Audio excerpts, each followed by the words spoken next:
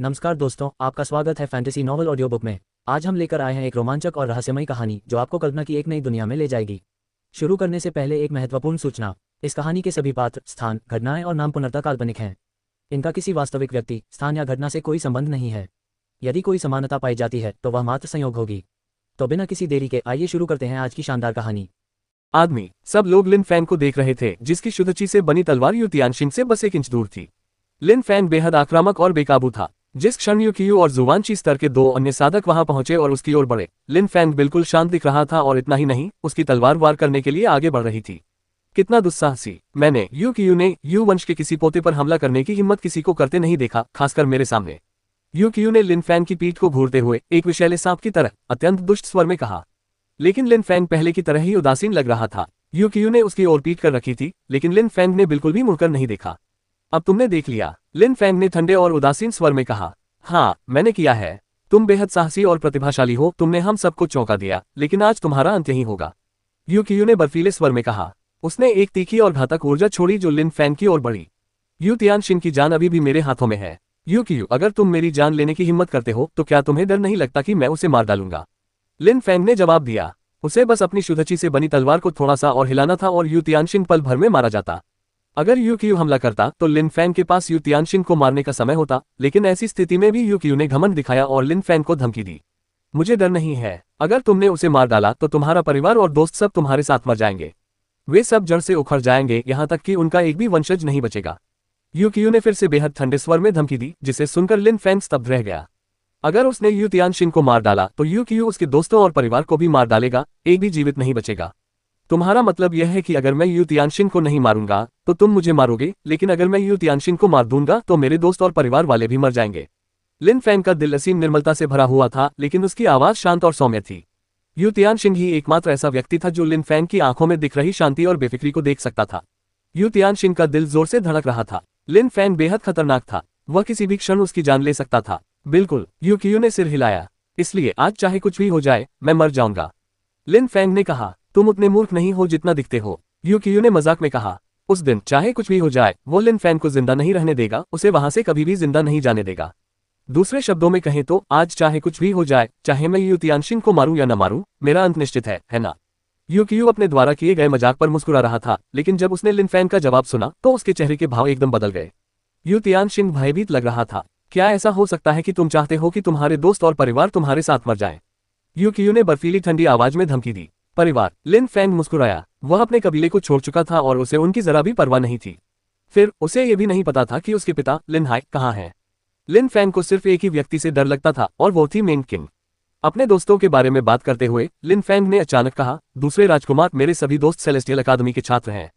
अगर किसी ने भी सेलेस्टियल अकेडमी में तुम्हारे दोस्तों पर हमला करने की हिम्मत की तो मेरे पास उन्हें खुद मारने के अलावा कोई चारा नहीं बचेगा। लिन फैंग के इस कथन का जवाब देते हुए दुवान वुया ने कहा, मानो उसने लिन फैंग का मतलब तुरंत समझ लिया हो। जब यूकियू और अन्य लोगों ने दुवान वुया की बात सुनी तो वे अवाक रह गए। दुवान वुया आश्चर्यजनक रूप से लिन फैंग की मदद कर रहा था और यू कबीले को धमकी देने की हिम्मत कर रहा था। धन्यवाद महाराज, लिन फैंग मुस्कुराया। जैसा कि लैन जियाओ ने अनुमान लगाया था, लिन फैंग समझ गया था कि दुवान वुया ने ऐसी स्थिति क्यों पैदा की थी। दुवान वुया यू तियानशिन को मारना चाहता था। हालांकि लिन फैंग को दुवान वुया की इस हरकत का कारण नहीं पता था, लेकिन वह उसकी साजिश को समझ गया था। क्योंकि दुवान वुया ने सब कुछ व्यवस्थित किया था, इसलिए लिन फैंग को यह आश्वासन था कि दुवान वुया निश्चित रूप से उसके दोस्तों की रक्षा करेगा। भले ही वह यू तियानशिन को मार डाले, लिन फैंग को मारना इतना आसान नहीं होगा। सबने सुन लिया है, अगर मैं यू तियानशिन को मारूंगा तो मैं मर जाऊंगा, अगर मैं यू तियानशिन को नहीं मारूंगा तो भी मैं मर जाऊंगा। चूंकि मुझे दोनों ही तरह से मरना ही है, तो मुझे यू तियानशिन को मारना ही होगा। इसके अलावा मैं अकेला हत्यारा नहीं रहूंगा, यूकियू को भी मेरा साथी माना जाना चाहिए, लिन फैंग ने बेहद क्रूर लहजे में कहा। उसके शब्दों से लोगों के दिल कांप उठे। लिन फैंग यू तियानशिन को मारना चाहता था। चाचा, यू तियानशिन चिल्लाया। यूकियू ने उसे एक खतरनाक स्थिति में डाल दिया था। अब उसे पता चल गया था कि लिन फैंग को धमकी देने से कभी कोई फायदा नहीं होता। तुम्हारी हिम्मत कैसे हुई? यूकियू के शरीर से घातक ऊर्जाएं निकली और लिन फैंग की ओर बढ़ी। क्यों नहीं? लिन फैंग ने बेहद ही दुष्टतापूर्ण मुस्कान के साथ कहा।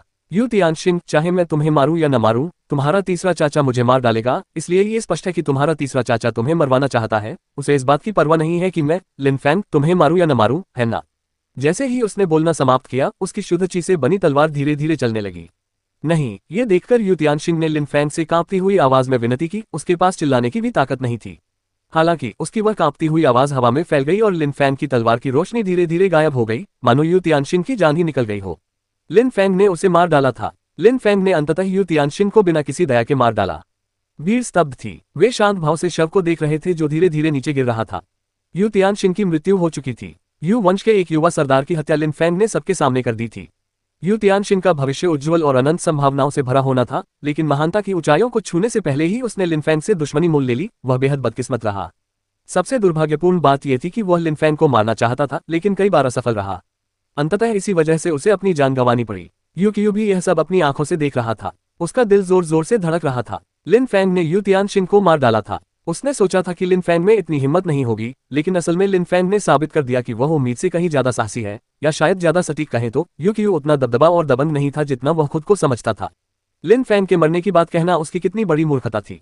ऐसे घमंडी और अहंकारी शब्द कहना उसकी मूर्खता थी। चाहे कुछ भी हो जाए, लिन फैंग को मरना ही था। उसने यू तियानशिन को मारने से रोकने की कोशिश क्यों नहीं की।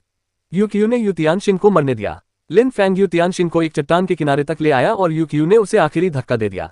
यू क्यू का दिल जोर जोर से धड़क रहा था। निश्चित रूप से आज जो कुछ भी हुआ था वह जल्द ही सबको पता चल जाएगा, यहाँ तक कि लोगों को यह भी पता चल जाएगा कि यू क्यू के मूर्खतापूर्ण शब्दों के कारण यू तियानशिन की मृत्यु हुई थी। यू तियानशिन कुलपिता का पुत्र था, उनके भाई का पुत्र। वातावरण में एक अविश्वसनीय घातक ऊर्जा फैल गई और लिन फैंग की ओर बढ़ने लगी। यू क्यू को लिन फैंग के शरीर को 1000 टुकड़ों में फाड़ना ही था। अगर वह ऐसा नहीं करता तो वह अपने बड़े भाई को यह सब कैसे समझाता।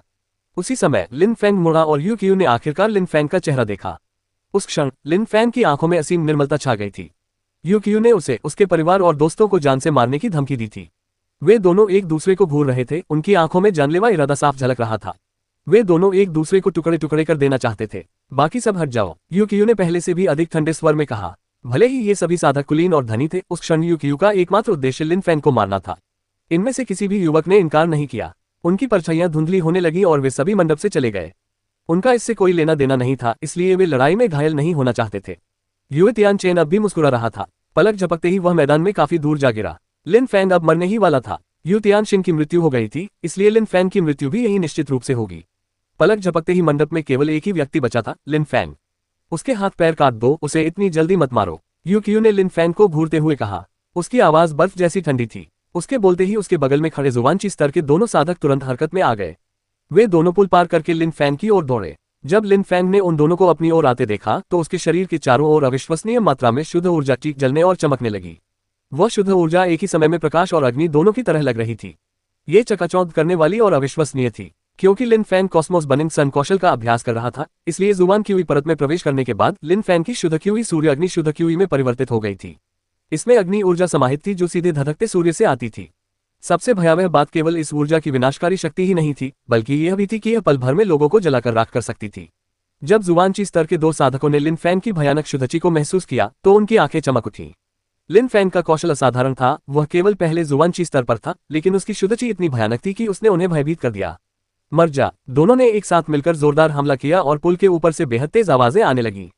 चटकने की आवाजें लगातार हवा में गूंजती रहीं। इसके अलावा जिस मंडप में लिन फैंग था वह धीरे धीरे ढहता जा रहा था, मानो किसी भी क्षण उस पर गिर जाएगा। उसी समय जुबान क्यू स्तर के दो साधकों ने लिन फैंग पर हमला बोल दिया था। लिन फैंग मुस्कुराया। क्या वे उसे एक नाजुक स्थिति में धकेलना चाहते थे? लिन फैंग चलने लगा और जोर से जमीन पर पैर पटका। पलक झपकते ही पुल चकनाचूर हो गया, जिससे विरोधी एक पल के लिए लड़खड़ा गए, लेकिन तुरंत ही लिन फैंग की ओर बढ़ने लगे। फिर भी लिन फैंग ने जमीन पर पैर पटकने से उत्पन्न प्रतिबल का उपयोग करते हुए हवा में छलांग लगाई, जिसके बाद वातावरण में जोरदार गड़गड़ाहट फैल गई और मंडप टूटने लगा। लिन फैंग के शरीर पर सूर्य की मोहर थी। तभी एक अत्यंत प्रचंड तलवार ऊर्जा वातावरण में फैलने लगी। लोगों ने सिर उठाकर हवा में लिन फैंग की ओर देखा। उसके शरीर के चारों ओर की रोशनी इतनी चकाचौंध भरी थी कि वे उसे स्पष्ट रूप से नहीं देख पा रहे थे। कितना भयानक! भीड़ में मौजूद लोगों के दिल जोर से धड़क रहे थे। लिन फैंग की तलवार सूरज की तरह चमकदार थी, इतनी चकाचौंध भरी कि ऐसा लग रहा था मानो वह वातावरण में आग लगा देगी। इसके अलावा लिन फैंग की ओर बढ़ रहे जुवानची स्तर के दो साधकों ने सिर उठाकर देखा कि लिन फैंग उनसे काफी ऊपर पहुंच चुका था।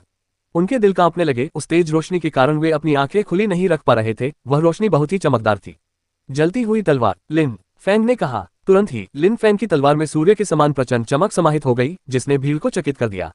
वह जगह बेहद गर्म, चकाचौंध भरी और हिंसक थी। कोई भी उस तलवार की ओर नहीं देख सकता था। अतीत में लिन फैंग सूर्य का अवलोकन करते हुए 3 तलवार कौशल विकसित कर चुके थे। उगते सूरज की तलवार, जिसमें सूर्योदय की शक्ति समाहित थी, फिर उनकी झुलसा देने वाली तलवार, जिसमें दोपहर के चिलचिलाते सूरज की चमक थी, और अंत में उनकी डूबते सूरज की तलवार, जिसमें सूर्यास्त की मंद चमक थी। इसके अलावा इन दिनों लिन फैंग ने कॉस्मोस बर्निंग सन कौशल सीख लिया था, जिससे उसे सूर्य की शक्ति को बहुत अधिक मात्रा में प्रकट करने में मदद मिली। उस समय कॉस्मोस बर्निंग सन और स्कॉर्चिंग स्वॉर्ड कौशल के कारण उसकी तलवार इतनी चमकदार थी, साथ ही उसने अपनी तलवार की ऊर्जा भी मुक्त कर दी थी, जिसके परिणामस्वरूप एक अविश्वसनीय रूप से चमकदार तलवार उत्पन्न हुई। जलती हुई तलवार। लोगों के दिल जोर से धड़क रहे थे। तुरंत बाद उन्होंने अपनी आंखें बंद कर ली। लिन फैंग की तलवार इतनी चमकदार थी कि वे सीधे तलवार की ओर नहीं देख पा रहे थे। उनके मन में लिन फैंग के शब्द गूंज रहे थे। लिन फैंग बेहद भयानक था, किसी की भी हिम्मत नहीं होती थी कि वह सीधे उसकी ओर या उसकी तलवार की ओर देखे। लिन फैंग की ओर दौड़ रहे जुवानची स्तर के दोनों साधक बुरी तरह कांपने लगे। उन्होंने अपनी आंखें थोड़ी सी खुली, लेकिन फिर भी वे सीधे लिन फैंग की तलवार की ओर नहीं देख पा रहे थे। हालांकि उन्हें स्पष्ट रूप से यह महसूस हो रहा था कि लिन फैंग की झुलसा देने वाली तलवार उनकी ओर बढ़ रही है। उनके दिलों में खतरे का एक भयानक एहसास फैल गया। वे दोनों लिन फैंग की ओर बढ़ना बंद कर दिए और तलवार को रोकने के लिए एक अविश्वसनीय शुद्ध ऊर्जा का प्रयोग किया। हालांकि लिन फैंग की झुलसा देने वाली तलवार से टकराते ही वह शुद्धची तुरंत नष्ट हो गई और नष्ट होते समय केवल हल्की चटकने की आवाजें ही निकली। हवा में लिन फैंग की झुलसा देने वाली तलवार की चमक ने जुवानची स्तर के दो साधकों और लिन फैंग को घेर लिया था। भीड़ अब तीनों की परछाइयों को स्पष्ट रूप से नहीं देख पा रही थी। केवल एक दीप्तिमान चमक दिखाई दे रही थी जो बेहद खूबसूरत लग रही थी। उस क्षण सन्नाटा छा गया। लिन फैंग की तलवार के चारों ओर फैली सूर्य की चमक गायब हो गई और जो कुछ भी उस चमक में छिपा था वह भीड़ को फिर से दिखाई देने लगा। हालांकि वहां केवल एक ही व्यक्ति बचा था, लिन फैंग। जुवानची स्तर के दो अन्य साधक कहीं नजर नहीं आ रहे थे। लिन फैंग के अलावा और कोई दिखाई नहीं दे रहा था। हवा में अभी भी कुछ ज्वालाएं जल रही थीं और उन ज्वालाओं से सूर्य की चकाचौंध भरी रोशनी निकल रही थी। वे मर गया। भीड़ अचंभित थी। लिन फैंग की झुलसा देने वाली तलवार की कला के गायब होते ही जुवान क्यू स्तर के उन दोनों साधकों के भी सारे निशान गायब हो गए। वे उस चकाचौंध कर देने वाली तलवार की रोशनी से घिर गए और बिना किसी निशान के गायब हो गए। जुवान क्यू स्तर के दो साधकों को लिन फैंग ने मार डाला था। लिन फैंग की ताकत सचमुच राक्षसी है। भीड़ अचंभित थी। लिन फैंग वाकई भयानक था। वे लोग यू कबीले के सदस्य थे और दोनों ही जुवान क्यू स्तर तक पहुंच चुके थे। फिर भी लिन फैंग को कम आंकने के बावजूद यह अविश्वसनीय था कि वे उसकी तलवार का सामना भी नहीं कर पाए। इसके अलावा अगर उनके बराबर का कोई और होता तो वह भी झुलसा देने वाली तलवार की शक्ति का सामना नहीं कर पाता। उसकी भी निश्चित रूप से मृत्यु हो जाती। ये कुछ कुलीन और धनी युवक यह महसूस कर रहे थे कि कुछ समय पहले ही शाही शहर में आया वह बेफिक्र युवक अब बेहद ताकतवर हो गया था। वह इतना ताकतवर हो गया था कि अगर कोई उसे उकसाता तो वह उसे जान से मारने में जरा भी संकोच नहीं करता था। यू वंश के प्रत्यक्ष वंशज यू तियानशिन का निधन हो गया था। फिर यू वंश के जुबान क्यू स्तर के दो साधकों की पल भर में मृत्यु हो गई। भीड़ ही नहीं बल्कि यू क्यू भी अचंभित था और वह लिन फैंग को खाली निगाहों से घूर रहा था। कुछ क्षण पहले ये दोनों साधक दूसरे जुवानची स्तर पर थे। वे सीधे उसके नियंत्रण में थे, यहाँ तक कि यू तियानशिन का भी उन पर कोई अधिकार नहीं था। यू क्यू ने सोचा था कि इन दोनों पर भरोसा करके वह आसानी से लिन फैंग से छुटकारा पालेगा। उसने सोचा था कि यह एक आसान काम होगा, लेकिन अंत में वास्तविकता इतनी सरल नहीं थी। उसने लिन फैंग को मारने के लिए जुवानची स्तर के दो साधकों को भेजा और वे उस झुलसा देने वाली तलवार की रोशनी में मारे गए। यू क्यू को हस्तक्षेप करके उन्हें बचाने का एक भी मौका नहीं मिला। उस लड़के को मरना होगा। यू क्यू ने अपनी आंखें सिकोड़ ली। उसकी घातक ऊर्जा लगातार बढ़ती जा रही थी। लिन फैंग पहले से ही उसके और उसके कबीले के लिए खतरा बन चुका था। लिन फैंग की प्राकृतिक क्षमताएं असाधारण और मानवीय क्षमताओं से परे थीं। अतीत में सेलेस्टियल अकादमी में यू क्यू ने हेइमो की सहायता की थी जब वह लिन फैंग से लड़ रहा था, लेकिन उस समय लिन फैंग के लिए हेइमो को हराना आसान नहीं था। उस समय लिन फैंग ने केवल छठे लिंगची स्तर को ही पार किया था, जो यू क्यू की नजर में कुछ भी नहीं था। वह लिन फैंग को एक नन्हा सा कीड़ा समझता था, लेकिन उस क्षण कुछ ही समय बीता था और लिन फैंग अपने साथ रहने वाले दो शक्तिशाली साधकों को मारने में सक्षम हो गया था। अगर उसने लिन फैंग को नहीं मारा तो कुछ ही वर्षों में वह और भी ज्यादा खूंखार हो जाएगा। लिन फैंग ने शुद्धची से बनी अपनी तलवार पर कदम रखा। वह हवा में खड़ा होकर यू क्यू को नीचे देख रहा था। फिर उसने ठंडे और उदासीन स्वर में कहा, क्या तुम मेरे हाथ पैर काटना नहीं चाहते? तुम मुझ पर हमला करने क्यों नहीं आ रहे हो? जब लिन फैंग ने बोलना समाप्त किया तो भीड़ के दिल जोर से धड़क रहे थे। लिन फैंग, जैसा कि अफवाह थी, बेहद निडर था। वह हवा में खड़ा था, निर्भीक होकर यू क्यू का सामना कर रहा था। उसके शरीर के चारों ओर युद्ध ऊर्जा जल रही थी और वह यू क्यू को आकर लड़ने के लिए चुनौती दे रहा था। भीड़ को अब समझ आ रहा था कि शुरू से अंत तक लिन फैंग कभी भी यू क्यू से नहीं डरा था। केवल यू कबीले का अहंकार ही ये था कि उन्हें लगा कि लिन फैंग उनसे डरेगा और उनके खिलाफ कार्रवाई करने की हिम्मत नहीं करेगा, इसलिए वे लिन फैंग को लगातार धमकाते रहे।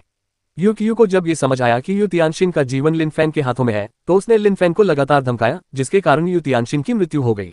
यू क्यू के चेहरे की मांसपेशियां पूरी तरह से अकड़ गई थीं, वह हक्का बक्का रह गया था। लिन फैंग उसे आश्चर्यजनक रूप से चुनौती दे रहा था। हालांकि अपने मित्रों के समूह में वह सबसे कमजोर था, फिर भी उसने जुवानची की चौथी परत को पार कर लिया था।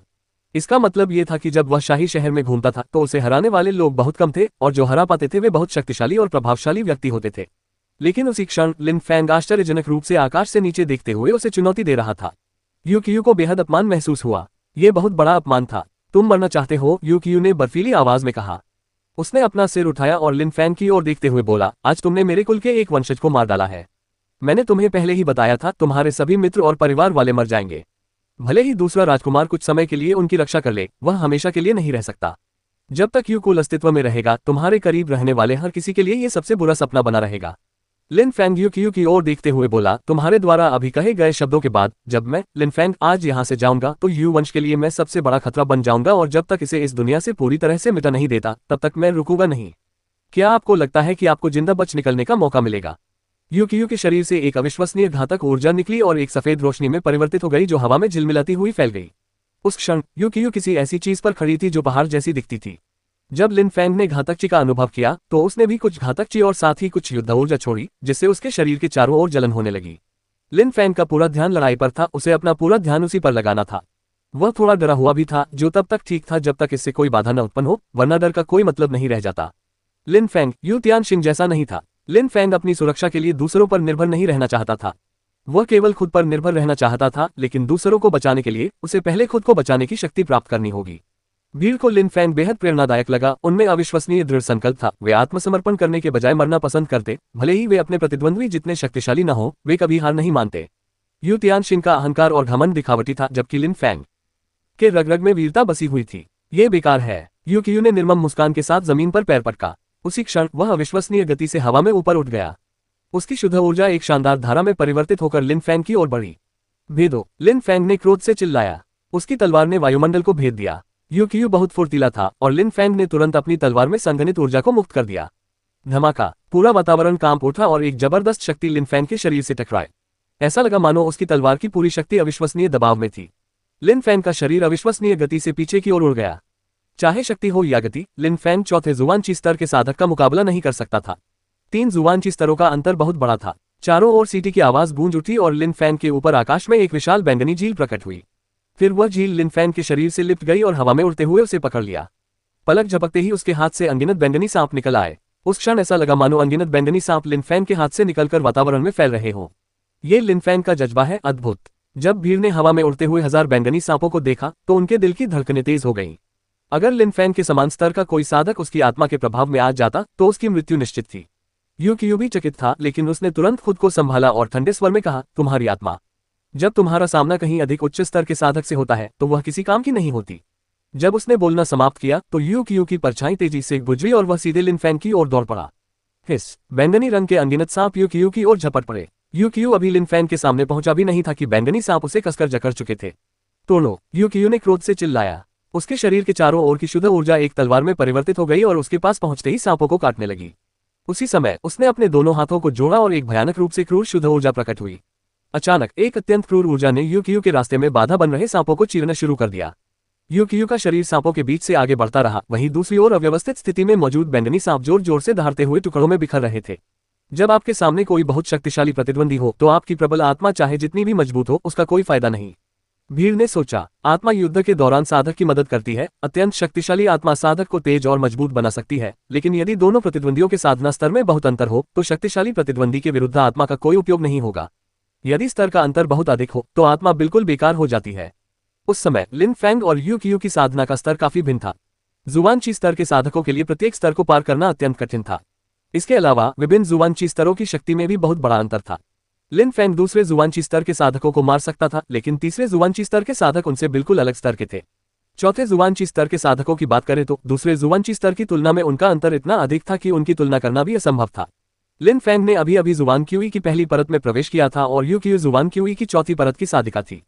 हालांकि यू वंश तीनों महान वंशों में सबसे कमजोर था, फिर भी उन्हें हराना आसान नहीं था। कम से कम अन्य 2 महान वंशों को छोड़कर कोई भी वंश उनके सामने टिक नहीं सकता था। जब लिन फैंग ने देखा कि उसकी आत्मा टुकड़े टुकड़े हो रही है तो उसने अचानक अपनी आंखें बंद कर ली और अंधेरे की दुनिया में प्रवेश कर गया। ऐसा लगा जैसे उसके आसपास की हर चीज उसके दिमाग में संसाधित हो रही हो, मानो वह ऊपर से दुनिया को देख रहा हो। Pub future ads. पृथ्वी समलन आयाम में प्रवेश करने के बाद लिन फैंग को अपने अंधकार के संसार में जाने की आवश्यकता नहीं पड़ी। वह पलक झपकते ही अपने पृथ्वी समलन को सक्रिय कर सकता था और उसके आसपास की दुनिया की स्पष्टता के साथ साथ उसकी धारणाएं भी वैसी ही थी जैसी अंधकार के संसार में थी। लेकिन जब वह अपनी अंधकार में दुनिया में था तब भी कुछ छोटे मोटे अंतर थे।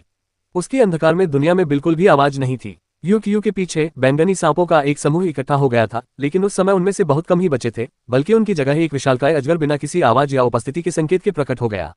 उसके विशाल और भयंकर चेहरे पर आंखें धीरे धीरे खुली। वह विशालकाय अजगर स्पष्ट रूप से शक्तिशाली था। उस क्षण वह अब किसी आत्मा जैसा नहीं लग रहा था, बल्कि एक असली खूंखार जानवर जैसा दिख रहा था। वह बेहद डरावना था। जब भीड़ ने उस विशालकाय और भयानक अजगर को अपनी आंखें खोलते देखा तो उनके दिल की धड़कनें तेज हो गईं। वे आंखें बेहद डरावनी थीं। ऐसा लग रहा था मानो सब कुछ उन आंखों में समा रहा हो, मानो उन आंखों के लिए किसी के जीवन का कोई महत्व ही न हो। सबसे डरावनी बात यह थी कि उसकी कोई उपस्थिति नहीं थी और वह पूरी तरह शांत था। हालांकि यूकियू को न तो अजगर का एहसास हुआ और न ही खतरे का कोई अन्य संकेत, और वह लिन फैन की ओर तेजी से बढ़ती रही। लेकिन उसी क्षण यूकियू अचानक कांपने लगा। हालांकि उसे पता नहीं था कि अजगर प्रकट हो गया है, लेकिन उसकी साधना के स्तर को देखते हुए उसकी इंद्रियां अत्यंत तीव्र थीं। ऐसा लगा जैसे यूकियू ने महसूस किया हो कि विशालकाय आंखें उसकी पीठ पर टकटकी लगाए हुए हैं। वह अचानक मुड़ा और विशालकाय अजगर उसके पीछे आ चुका था। रो विशालकाय बैंगनी ड्रैगन दहाड़ा जिससे पूरा वातावरण हिल गया। भीड़ के दिल जोर से धड़क रहे थे। विशालकाय अजगर का मुंह खुला हुआ था और उसके नुकीले दांत साफ दिखाई दे रहे थे।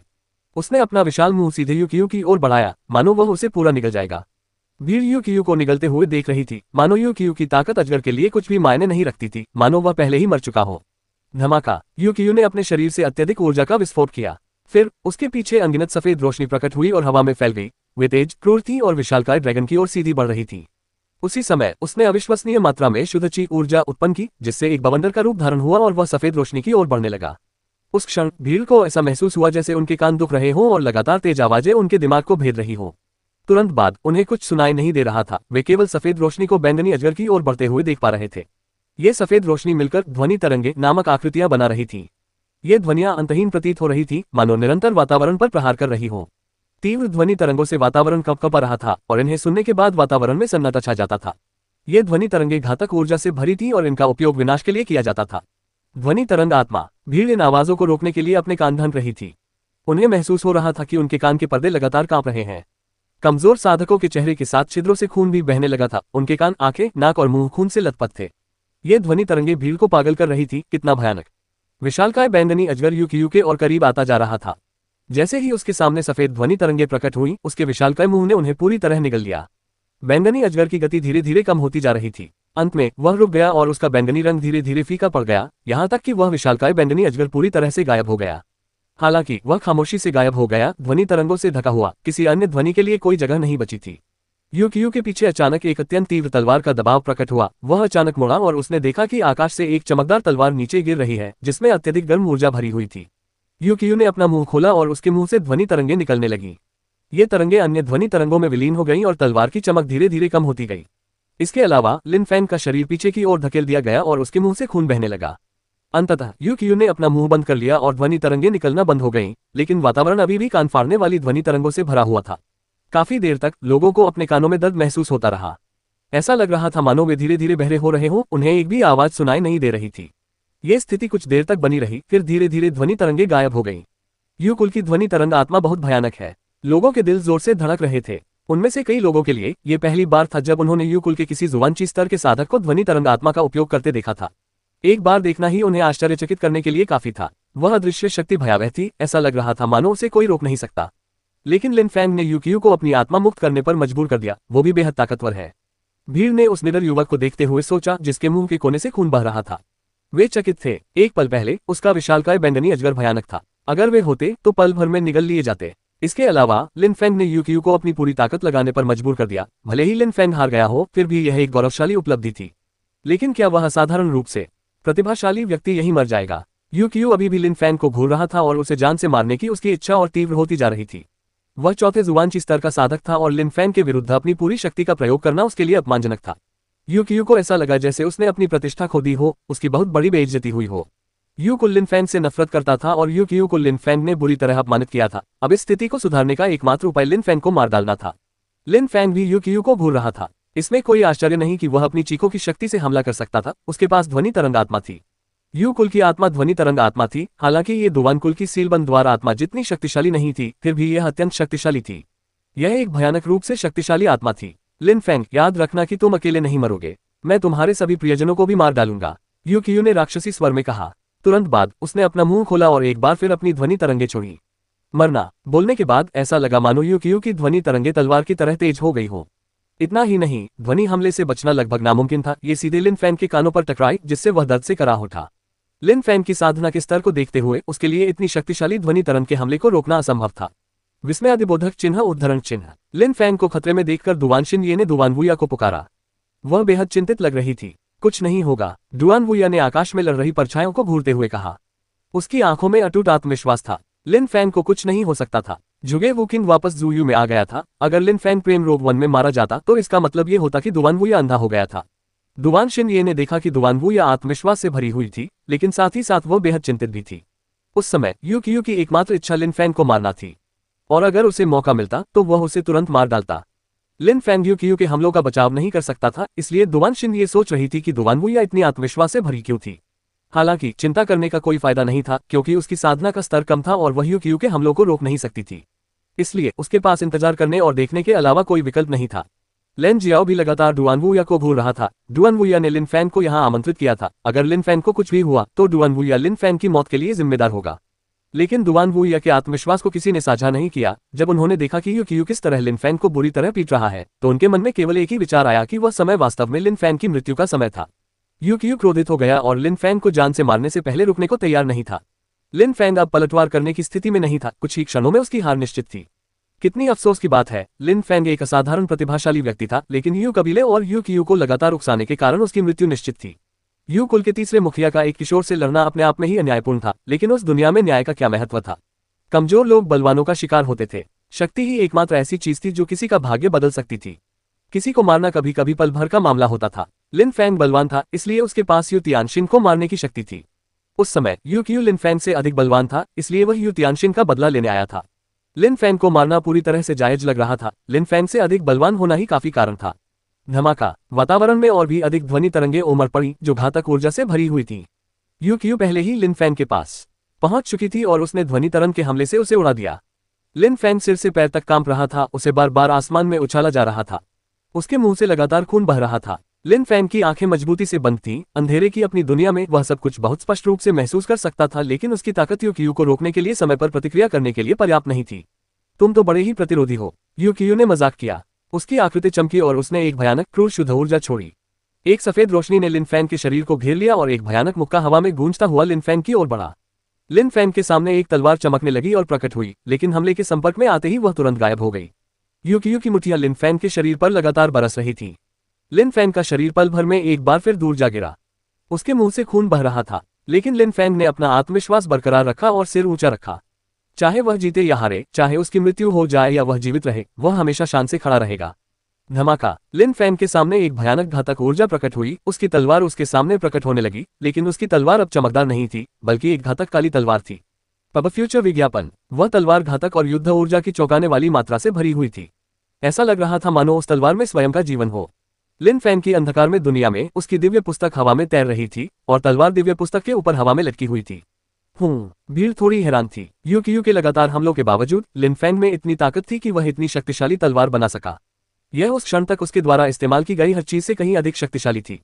लिन फैंग बेहद दृढ़ निश्चय दिख रहा था। यूकियू की आंखों में हैरानी झलक रही थी। लिन फैंग उसका कट्टर दुश्मन था, फिर भी यूकियू उस निडर और दृढ़ निश्चय युवक की प्रशंसा किए बिना नहीं रह सका। अगर वह जिंदा रहता तो जू युए को एक और असाधारण प्रतिभावान व्यक्ति मिल जाता, लेकिन दुर्भाग्य से वह अब और जीवित नहीं रहने वाला था। मर जा। ध्वनि तरंगे तेजी से आगे बढ़ी। उनसे निकलने वाली सफेद रोशनी क्षैतिज किरणों में परिवर्तित हो गई, जो सीधे लिन फैंग की ओर बढ़ी। उसी समय यूकियू ने अपने हाथ जोड़कर अपनी शुद्ध ऊर्जा को एक तेज धारदार तलवार में बदल दिया। फिर उसने खुद को हवा में उछाल दिया। यूकियू का शरीर एक चमकदार तलवार में परिवर्तित हो गया, जो लिन फैंग की ओर तेजी से बढ़ा। धमाका। ध्वनि तरंगे और काली तलवार आपस में टकरा गईं। अचानक इस टक्कर से एक विशाल और भयानक प्रकाश प्रकट हुआ और उसी समय यूकियू भी वहां पहुंचने ही वाली थी। तलवार काली तलवार से टकराए। तलवार में दरार पड़ने लगी और यूकियू का शरीर धीरे धीरे करीब आने लगा। मर जा। यूकियू ने फिर से क्रोध से चिल्लाया। लिन फैंग, जो उन शक्तिशाली वारों को झेल रहा था, बुरी तरह कांप रहा था। उसे अपनी तलवार का भार महसूस नहीं हो रहा था, मानो वह चकनाचूर हो गई हो। जिस क्षण यूकियू की शुद्धची से बनी तलवार उस तक पहुंचने ही वाली थी, एक बैंगनी सांप लिन फैंग से टकराया, जिससे वह हमले से दूर हट गया। बैंगनी आत्मा द्वारा प्रदान की गई शक्ति के कारण लिन फैंग पीछे हटने और शुद्धची से बनी शक्तिशाली तलवार से बचने में सक्षम रहा। खांसी। लिन फैंग 100 मीटर पीछे हट गया और खून की भारी मात्रा में खांसी करने से खुद को रोक नहीं पाया। उसके पैरों के नीचे की शुद्ध ऊर्जा कमजोर होती जा रही थी, मानो किसी भी क्षण टूट जाएगी, लेकिन लिन फैंग फिर भी मजबूती से खड़ा रहा। क्या गजब का दृढ़ संकल्प है। भीड़ आसमान में खड़े लिन फैंग को देख रही थी। घायल होने के बावजूद भी वह गर्व और अडिग बना रहा। यूकियू के भयंकर हमलों के बाद भी लिन फैंग सीधा खड़ा रहा और अपने प्रतिद्वंदी की आंखों में आंखें डालकर देखता रहा। उसकी दृढ़ता और साहस दूसरों के लिए प्रेरणा का स्रोत था। यूकियू लिन फैन को घूरते हुए ठंडे और उदासीन स्वर में बोली, हम देखेंगे कि तुम इसे कैसे रोकने का इरादा रखते हो। अपनी बात समाप्त करते ही यूकियू ने अपनी शुद्ध ऊर्जा को फिर से मुक्त करना शुरू कर दिया, जो तीर की तरह सीधे लिन फैन की ओर बढ़ी। लिन फैन के विरुद्ध इतनी ऊर्जा खर्च करनी पड़ रही थी, ये बात उसे परेशान करने लगी थी। भाई, हम यहाँ यूं ही खड़े नहीं रह सकते, दुवान शिनये ने चिल्लाते हुए कहा, जब उसने यूकियू की ऊर्जा को महसूस किया और लिन फैन के जख्मों को समय के साथ और भी बदतर होते देखा। उसे इतना डर था कि अगर यूकियू ने दोबारा हमला किया तो लिन फैंग उसकी तलवार से मारा जाएगा। वह जानती थी कि दुवान वुया में इतनी ताकत है कि वह यूकियू को लिन फैंग की हत्या करने से रोक सकती है। दुवान वुया की ताकत सामान्य लोगों की कल्पना से भी कहीं अधिक भयावह थी। मुझ पर भरोसा रखो, अगर कोई समस्या हुई तो मैं उस पर हमला करूंगा। दुवान वुया आकाश में दो आकृतियों को घूर रही थी। कितना मजबूत प्रतिरोध था। इन सब के बावजूद लड़ाई को रोकने का कोई संकेत नहीं था। क्या इतनी बुरी तरह पिटने और घायल होने के बाद लिन फैंग और भी मजबूत हो जाएगा? लेकिन उनके पास लिन फैंग के लिए एक सरप्राइज भी था। अगर लिन फैंग के पास पर्याप्त खाली समय होता तो वे उनसे अपने गुट में एक बड़ी भूमिका निभाने के लिए कहते। लिन फैंग चुप था, उसकी आंखें बंद थीं और वह अपने अंधकार में संसार में खोया हुआ था। उसकी दिव्य पुस्तक बेतहाशा कांप रही थी, उसके पन्ने लहरों की तरह लग रहे थे। लिन फैंग को ऐसा महसूस हुआ मानो दिव्य पुस्तक एक नया पृष्ठ खोलने की कोशिश कर रही हो। लिन फैंग पूरी तरह से अपनी किताब पर ध्यान केंद्रित कर रहा था, कोई और चीज उसे किताब से विचलित नहीं कर सकती थी। प्रकाश और भी तेज होता जा रहा था, किताब भी तेजी से कांप रही थी, मानो कोई नया पन्ना खुलने वाला हो। इसके अलावा बाहर यूकियू लिन फैंग को और कोई मौका देने के लिए तैयार नहीं दिख रहा था। वह लिन फैंग को घूर रहा था और उसकी शक्तिशाली ऊर्जा वातावरण में व्याप्त थी। इस बार मर जाओ, यूकियू ने बर्फीली ठंडी आवाज में चिल्लाते हुए कहा। उसने अपना हाथ उठाया और एक जबरदस्त ऊर्जा छोड़ी, फिर उसने खुद को दोबारा लिन फैंग की ओर झोंक दिया। इस बार लिन फैंग को मौके पर ही मार डाला जाएगा। यूकियू लिन फैंग को कोई और मौका नहीं देगा। जब भीड़ ने यूकियू के भयानक हमले और लिन फैंग की निष्क्रियता को देखा तो उनके मन में एक ही विचार आया, लिन फैंग मरने वाला है। उसके पास यूकियू के हमले को रोकने का समय नहीं था। लिन फैंग मर जा, यूकियू ने गुस्से से चिल्लाते हुए कहा जब उसने देखा कि लिन फैंग बिल्कुल भी प्रतिक्रिया नहीं दे रहा है। लेकिन उसी क्षण वातावरण में एक तीखी सीटी की आवाज फैल गई। ये बहुत तेज नहीं थी लेकिन बेहद तीखी थी, जिससे यूकियू चौंक गया। उसे ऐसा लगा जैसे उसे सुई चुभ गई हो। यूकियू मुड़ा और तुरंत ही उसे एक रंगीन रिबन जैसी रोशनी दिखाई दी जो सीधे उसकी ओर बढ़ रही थी। वह नर्म और लचीली चीज किसी तेज हथियार जैसी लग रही थी, मानो कोई घातक छिपा हुआ हथियार हो, और साथ ही वह बेहद तेज भी थी। क्या हो रहा है? यूकियू हक्का बक्का रह गया। उस समय वह लिन फैंग का सामना नहीं कर सकता था, इसलिए उसने अपने हाथ की दिशा बदलकर अपनी ओर बढ़ती रोशनी की ओर निशाना साधा। धमाका! यूकियू का शरीर पीछे की ओर धकेल दिया गया। प्रकाश बवंडर की तरह गोल गोल घूम रहा था। वूश! एक और ऐसी आवाज आई जिसने भीड़ को चौंका दिया। उन्होंने यूकियू के पीछे देखा तो पाया कि बांस के जंगल से कई और रोशनी निकलकर बिजली की गति से उसकी ओर बढ़ रही थी। यूकियू को भी इसका आभास हुआ और वह आश्चर्यचकित रह गया। फिर वह तुरंत दूसरी दिशा में पीछे हट गया। उसके दोनों ओर एक एक रिबन था, वह बस पीछे हट सकता था। लेकिन यूकियू ने अभी ज्यादा हिलडुल भी नहीं किया था कि अचानक कहीं से दो और रोशनी प्रकट हुई और तुरंत यूकियू की ओर बढ़ने लगी। यूकियू इन रोशनी से घिर गया जो रिबन जैसी लग रही थी। कुछ ही देर में वह पूरी तरह से घिर गया और ये सभी रोशनी उसकी ओर बढ़ने लगी। ऐसा लग रहा था मानो हर संभव हरकत मौत को न्योता दे रही हो। क्या हो रहा है? इन रिबनों को कौन नियंत्रित कर रहा है? ये तो बहुत डरावने हैं। लोगों के दिल जोर से धड़क रहे थे। इस समय प्रेम रोग वन में उपद्रव मचाने की हिम्मत करने वाले लोग बेहद दुर्लभ थे। 4 रंगीन रिबन नियंत्रित किए जा रहे थे जिन्होंने चुपचाप हमला किया था। क्या इसका मतलब ये था कि प्रेम रोग वन में 4 शक्तिशाली साधक प्रकट हुए थे? प्रश्नवाचक चिन्ह, विस्मयादिबोधक चिन्ह, उद्धरण चिन्ह। यूकियू ने गुस्से से चिल्लाकर कहा। चारों दिशाओं से रंगीन रिबन उसे घेरकर तीरों की तरह उसकी ओर इशारा कर रहे थे। वे तीरों से भी अधिक तीखे थे और उसे पीछे हटने पर मजबूर कर रहे थे। अगर उसे बचना था तो उसके पास आसमान में उड़ने के अलावा कोई चारा नहीं था। यूकियू को किसी ने जवाब नहीं दिया। वहां केवल ये 4 रिबन थे जो चकाचौंध भरी रोशनी बिखेर रहे थे और उस पर हमला कर रहे थे। घातक रिबन से बचने के लिए यूकियू आकाश में और ऊपर की ओर बढ़ गई। काचा चटकने की आवाजें सुनाई दी। ये चारों रिबन आश्चर्यजनक रूप से बिना किसी हिचकिचाहट के एक दूसरे से टकरा गए, लेकिन भीड़ अचंभित रह गई। ये रिबन चटक कर और भी रिबनों में बदल गए, बिल्कुल भी अव्यवस्थित नहीं थे, और फिर तुरंत हवा में उड़ते हुए यूकियू की ओर बढ़ गए। पूरा वातावरण अचानक रिबनों से भर गया। यह एक बेहद खूबसूरत नजारा था। धमाका! यूकियू क्रोध से जल रहा था। किसी ने हैरानी से उसे रोकने और उस पर हमला करने की हिम्मत कैसे की, जबकि वह लिन फैंग को मारने की कोशिश कर रहा था। उस समय यूकियू यह नहीं देख पा रहा था कि उस पर हमला कौन कर रहा है और वह बिना किसी लक्ष्य के अपनी ध्वनि तरंगों का अंधाधुंध उपयोग नहीं कर सकता था। यहां से दफा हो जाओ, यूकियू ने अत्यंत आक्रामक ढंग से चिल्लाया। उसकी शुद्ध ऊर्जा एक तीखे हथियार में परिवर्तित हो गई और सीधे उसके चारों ओर फैली रोशनी की ओर बढ़ गई। ध्वनि तरंगे लगातार वातावरण में फैल रही थीं, लेकिन रंगीन रिबन और भी अधिक सुंदर होते जा रहे थे। 10 रिबन 100 में परिवर्तित हो गए और पूरे आकाश को प्रकाश से भर दिया। वे सभी खिले हुए फूलों की तरह बेहद रंगीन थे, जिनकी पंखुड़ियां यूकियू के शरीर को घेरे हुए थीं।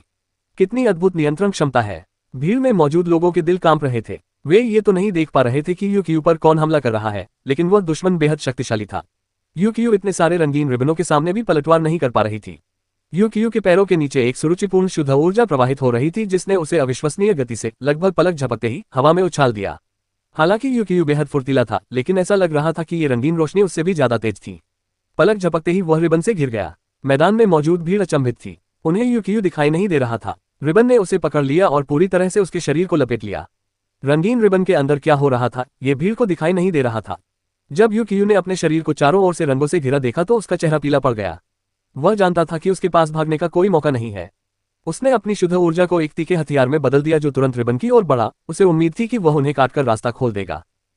यूकियू की शुद्ध ऊर्जा ने कुछ रिबनों को काट दिया, लेकिन तुरंत बाद रिबन आपस में मिल गए और यूकियू के शरीर को पूरी तरह से घेर लिया। रिबनों का एक रंगीन गोला हवा में तैरता हुआ दिखाई दिया। यूकियू का शरीर उस गोले के अंदर था।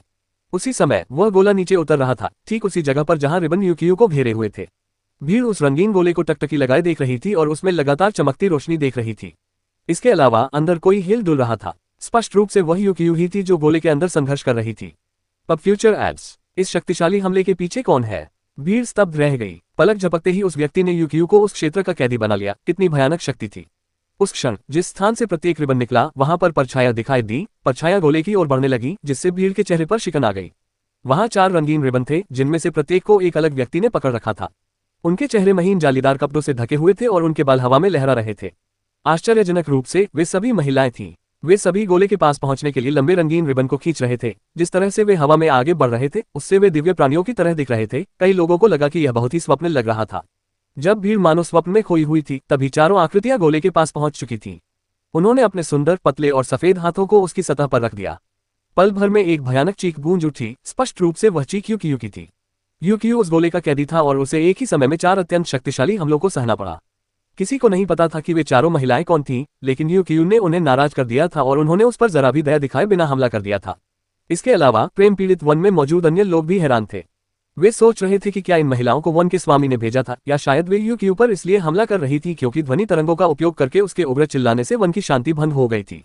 हालांकि भीड़ का सामना कभी भी प्रेम रोग वन के स्वामी से नहीं हुआ था। अफवाहें थी कि वे हमेशा मौजूद रहते थे, लेकिन वे जंगल के भीतर एक निश्चित स्थान पर रहते थे। कहा जाता था कि कोई भी उस निश्चित स्थान में प्रवेश नहीं कर सकता था और स्वामी भी कभी बाहर नहीं आता था।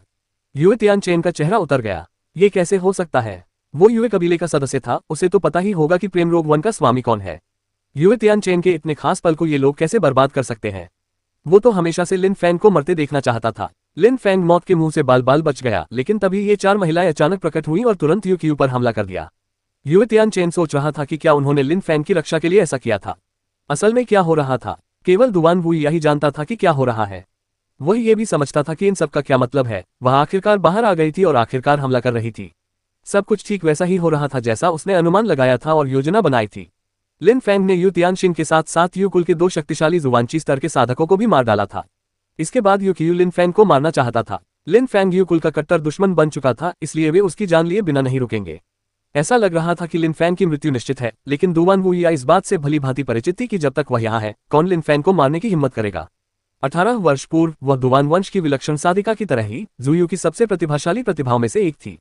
उस समय दुवान वंश की वह प्रतिभा शाही महल की गहराइयों में छिपी हुई थी और सब कुछ नियंत्रित कर रही थी। हालांकि किसी को नहीं पता था कि वह कहाँ है। वह एक किंवदंती बन चुकी थी। दुर्भाग्यवश उसके पति को दुवान कबीले ने कैद कर लिया था, अन्यथा यू कबीला उनका विरोध करने में असमर्थ होता।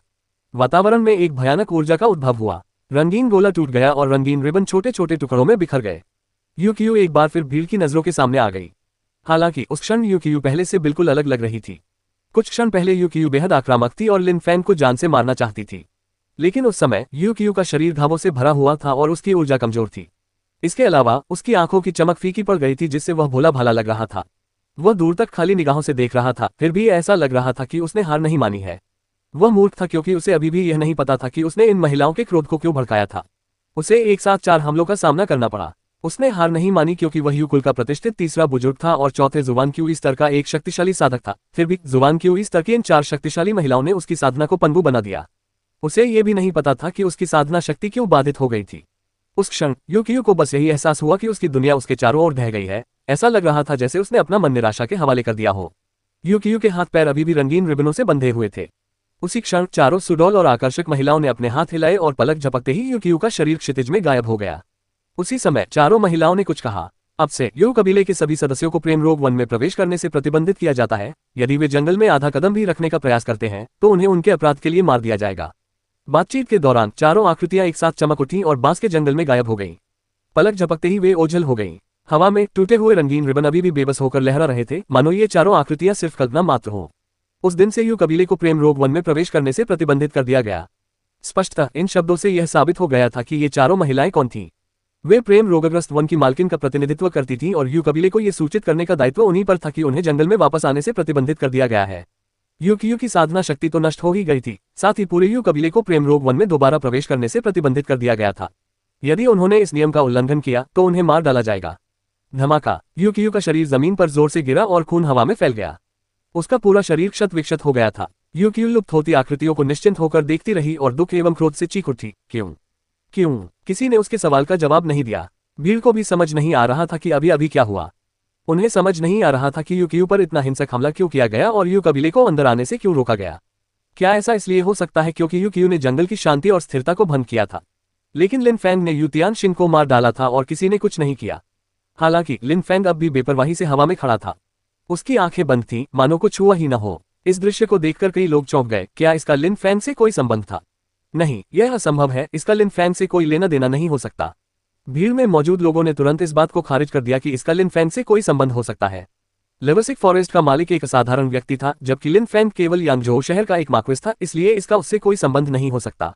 शायद प्रेम रोग वन की मालकिन ने यू पर हमला इसलिए किया क्योंकि वह उसके अहंकारी और आक्रामक व्यवहार को सहन नहीं कर पा रही थी। कमजोरों पर अत्याचार होते देख हर किसी को दया आती है, तो शायद मालकिन को लिन फैंग पर दया आए हो। ये बिल्कुल स्वाभाविक है। दूर खड़े यू की ओर अनेक लोगों ने देखा। वह हताश दिख रहा था और उसके बाल बेहद बिखरे हुए थे। सभी को उस पर दया और करुणा आ रही थी। यू कुल के प्रतिष्ठित तीसरे बुजुर्ग, जो चौथे शुवांची स्तर के साधक थे, ऐसी दुखद स्थिति में पहुंच गए थे। उस क्षण से उनका अस्तित्व व्यर्थ हो गया था। यू कुल में तो उसकी प्रतिष्ठा ही नहीं गिरी थी, साथ ही इतनी कमजोरी के साथ वह अपनी सामाजिक स्थिति भी नहीं बचा पा रहा था। इसके अलावा यू तियानशिन मर चुका था। यू कुल इसके लिए यू को ही दोषी ठहराएगा। यही अंत था। यू का खेल खत्म हो चुका था। उसके लिए अब कोई उम्मीद नहीं बची थी। यही जीवन है। कोई व्यक्ति कितना भी मजबूत क्यों न हो, उससे भी अधिक मजबूत कोई न कोई हमेशा होता है। इसलिए साधना के जगत में लोगों को अपना भाग्य स्वयं नियंत्रित करने के लिए निरंतर शक्ति अर्जित करनी पड़ती थी, न कि अपना जीवन दूसरों के हाथों में सौंपना पड़ता था। जिनके पास सबसे अधिक शक्ति होती थी, वे देवताओं की तरह लोगों को नियंत्रित कर सकते थे। यू को पता था कि उसका कोई भविष्य नहीं बचा है। वह आकाश में खड़े लिन फैंग को देख रहा था। उसका दिल बेहद पीड़ा से भरा हुआ था। वह लिन फैंग को मार तो नहीं पाया था, लेकिन उसने प्रेम रोग वन के स्वामी को क्रोधित कर दिया था और उन्होंने उसकी साधना शक्ति को नष्ट कर दिया था। वह लिन फैंग से दिल से नफरत करता था, लेकिन उसके दिल में पछतावा भी भरा हुआ था। अगर वह लिन फैंग को मारने के लिए प्रेम पीड़ित वन न गया होता तो इनमें से कुछ भी नहीं होता। उसे उस व्यक्ति से भी घृणा थी जिसने उसे बताया था कि यू तियानशिन खतरे में है। यू को इस जानकारी पर संदेह भी था। वह सोच रहा था कि कहीं ये कोई जाल तो नहीं है। जिस क्षण वह वहां पहुंचा, उसने ठीक समय पर लिन फैंग को यू तियानशिन को जान से मारने की कोशिश करते हुए देखा। वहां अन्य प्रतिष्ठित लोग भी गवाह के रूप में मौजूद थे। यू को लगा कि वह साजिशों के भंवर में फंस गया है और अब उसके कर्मों का फल भोगने का समय आ गया है। उस क्षण तक यू उस व्यक्ति को जानता भी नहीं था जिसने उसे यह जानकारी दी थी। उनकी आंखें चमक रही थीं। उन्होंने भीड़ पर नजर डाली और अंत में एक खास व्यक्ति पर ध्यान केंद्रित किया, दुवानवू, दूसरे राजकुमार। ऐसा लग रहा था कि दुवानशिन ये और दुवानवू लिन फैंग के अच्छे दोस्त थे, तो लिन फैंग प्रेम रोग वन में क्यों आया था? यू को संदेह था कि दुवानवू ही उन सभी घटनाओं का मूल कारण था। यू को अचानक एक अनहोनी का आभास हुआ। दुवानवू हिल गया और उसने दूर खड़े यू को तिरस्कार भरी निगाहों से देखा, फिर उदासीनता से मुस्कुराते हुए कहा, तुम्हें तो प्रेम पीड़ित वन के स्वामी अंकल यू ने निकाल दिया है, फिर भी तुम अभी तक क्यों नहीं गए? जब यू ने दुवानवू की मुस्कान देखी तो वह ये देखकर चकित रह गया कि यह वही है। ये निश्चित रूप से वही है। यू के होंठ फड़कने लगे। उसकी आंखें घृणा के दो अंतहीन कुओं की तरह लग रही थीं। जब दुवानवू ने यू की आंखों में घृणा देखी तो भी वह मुस्कुराता रहा और बोला, अंकल यू, समय आने पर कुछ लोगों को दूसरों को सम्मान देना चाहिए। अगर वे ऐसा करते हैं तो सब कुछ पहले की तरह चलता रहेगा। अगर वे ऐसा नहीं करते और अपनी शान और अहंकार को पूरा करने में लगे रहते हैं तो हालात बिगड़ सकते हैं। शॉप एवरीथिंग यू नीड, सीमो। Shop everything you need, open AliExpress app. Find best deals with discounts and free shipping. Buy on AliExpress. Shop everything you need. Open AliExpress app. जब यू ने दुवानवू की बातें सुनी तो उसे यकीन हो गया। ये दुवानवू ही थी जिसने उसे जानकारी दी और यहाँ बुलाया। ऐसा प्रतीत होता है कि इन सभी घटनाओं का मूल कारण दुवानवू ही था। ऐसा लग रहा था मानो दुवानवू ये संकेत दे रहा हो कि यू ने उसे अपमानित किया है, इसलिए उसे इसकी कीमत चुकानी होगी। लेकिन दुवानवू को ये कैसे पता चल सकता था कि लेवसिक का मालिक यू पर हमला करेगा? मालिक तो दुवानवू के आदेशों को कभी नहीं मानता था। तुम बहुत धोखेबाज हो, यू ने एक दुष्ट स्वर में कहा, जिससे दुवानवू चौंक गई। तब दुआन वूया ने उदासीनता से कहा, तीसरे यू एल्डर, मैंने हमेशा आपको सम्मान दिया है और आपके साथ अत्यंत आदर का व्यवहार किया है और आप मुझे अपमानित करने की हिम्मत करते हैं, इसका क्या मतलब है? तुम कितने बेशर्म हो दुआन वूया। दूसरे राजकुमार के रूप में जन्म लेना कितना गौरवशाली और सम्मान की बात है। मैंने कभी सोचा भी नहीं था कि तुम मुझे इस तरह धोखा दोगे। तुम तो बस एक तुच्छ इंसान हो। यूकियू दुआन वूया को घूरते हुए जहरीले शब्द बोल रहा था। तभी अचानक एक सीटी की आवाज गूंजी जिससे सब लोग स्तब्ध रह गए। उसी क्षण सबने देखा कि एक भाला यूकियू के गले में घुस गया है और उसकी आंखों में दर्द झलक रहा है। उस भाले ने यूकियू की जान ले ली। जब भीड़ ने ये देखा तो वे सब चकित रह गए। यूकियू की मृत्यु हो चुकी थी, सबके सामने मौके पर ही उसकी हत्या कर दी गई थी। महामहिम का अपमान करने की हिम्मत करने वाला कोई भी व्यक्ति मर जाएगा। काले वस्त्र पहने एक आकृति अचानक प्रकट हुई और बोली। तुरंत बाद वह आकृति दुआन वूया के सामने आदरपूर्वक घुटने टेक कर बोली, यूकियू ने लगातार महाराज का अपमान किया है। मैंने बिना अनुमति लिए ये कार्य स्वयं किया, कृपया मुझे इस अपराध के लिए दंडित करें। कितनी गुस्ताखी, दुआन वूया गुस्से से चिल्लाया। फिर उसने ठंडे स्वर में कहा, अगर यूकियू ने जल्दबाजी में कोई काम किया भी तो उसे मारने की क्या जरूरत थी? अपनी बात स्पष्ट करो। मैंने महाराज से अनुमति लिए बिना ही यह कार्य किया, इसलिए मैं अपने कार्यों की पूरी जिम्मेदारी स्वयं वहन करूंगा। मैं शव को यूकुल में वापस ले जाऊंगा और उन्हें मेरे साथ कार्रवाई करने दूंगा। उस व्यक्ति ने शांत और गंभीर स्वर में कहा। वे बिल्कुल भी चिंतित नहीं लग रहे थे, मानो वे किसी सामान्य विषय पर बात कर रहे हों।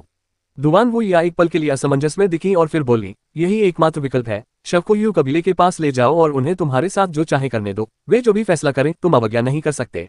जी महाराज, उस व्यक्ति ने सिर हिलाते हुए उत्तर दिया। उन्होंने भाला अपने कंधे पर रखा जिस पर यूकियू अभी भी ढीली लटकी हुई थी और वे शव को उसी प्रकार ले गए। शव को कूड़ेदान की तरह व्यवहार करते देख भीड़ के दिल जोर से धड़कने लगे। क्या वह वाकई अपने अपराध के लिए माफी मांगने वाला था? इसके अलावा क्या यूकियू पर हमला करवाने वाला व्यक्ति दुआन वूया था? भीड़ दुआन वूया की ओर देखने लगी और उनके दिलों में एक अजीब सी ठंडक छा गई। जो दुआन वूया पहले इतना दोस्ताना व्यवहार करता था, अब वह अपने व्यक्तित्व का एक नया पहलू दिखा रहा था। शायद दुआन वूया का असली मकसद प्रतिष्ठित लोगों को इन सभी घटनाओं का गवाह बनाना ही था। यह उन्हें ये समझाने का संदेश था कि उन्हें आज्ञाकारी और विनम्र रहना होगा, अन्यथा उनका भी वही हश्र होगा जो यूकियू का हुआ था। दुआन वूया ने ऐसे पलटकर देखा जैसे कुछ हुआ ही ना हो। फिर उसने लिन फैंग की ओर मुड़कर उसे अजीब नजरों से देखा। उस समय लिन फैंग शांत भाव से हवा में खड़ा था। उसकी ऊर्जा स्थिर थी और हवा में तैर रही थी, जिससे जरा भी संकेत नहीं मिल रहा था कि वह बुरी तरह घायल है। वैसे भी एक स्वस्थ व्यक्ति के लिए भी इतनी स्थिर ऊर्जा उत्पन्न करना बहुत मुश्किल होता है। ऐसा लग रहा था मानो लिन फैंग किसी समाधि में हो। उसे आश्चर्यजनक रूप से एक अभूतपूर्व सफलता मिल रही थी। भीड़ भी लिन फैंग को अजीब निगाहों से देख रही थी। लिन फैंग मानो दुनिया से पूरी तरह अलग थलग था। उसे ये भी नहीं पता था कि यूकियू की अभी अभी हत्या कर दी गई है या उसने उन 4 महिलाओं को प्रकट होते और उसे बचाते हुए यूकियू की साधना शक्ति को कमजोर करते हुए नहीं देखा था। लिन फैंग अपनी ही दुनिया में खो गया था। अंधकार की दुनिया लिन फैंग की थी। दिव्य पुस्तक हवा में तैर रही थी, उसके चारों ओर असंख्य रंग चमक रहे थे। वह देखने में बेहद आकर्षक लग रही थी। उस समय लिन फैंग पूरी तरह से अपनी दिव्य पुस्तक पर ध्यान केंद्रित कर रहा था। इसके अलावा दिव्य पुस्तक का तीसरा पृष्ठ लगातार हिल रहा था और ऐसा लग रहा था मानो वह दूसरे पृष्ठ को पलटने के लिए मजबूर कर रहा हो ताकि तीसरा पृष्ठ दिखाई दे। उस समय प्रकाश चकाचौंध करने वाला नहीं था, न ही उसमें किसी चमकती तलवार की भव्यता थी, बल्कि केवल एक अपार शक्ति थी जो मृत्यु का एहसास कराती थी। जब तीसरा पन्ना पलटने लगा तो पन्ने पर कुछ दिखाई दिया। वह एक काली ज्वाला थी और देखने में अविश्वसनीय लग रही थी, मानो किसी दुष्ट आत्मा की हो। दिव्य पुस्तक के दूसरे पृष्ठ पर एक काली तलवार प्रकट हुई जो घातक ऊर्जा और युद्ध ऊर्जा से भरी हुई थी। तीसरे पृष्ठ पर एक काली ज्वाला थी। वह ज्वाला अत्यंत उग्र नहीं थी, बल्कि शांत और स्थिर थी। उससे जरा सी भी ऊर्जा नहीं निकल रही थी, फिर भी उस तरह की भयावह शांति से भय का भाव उत्पन्न हो रहा था। ऐसा लग रहा था मानो वह ज्वाला सीधे पाताल लोक से आए हो।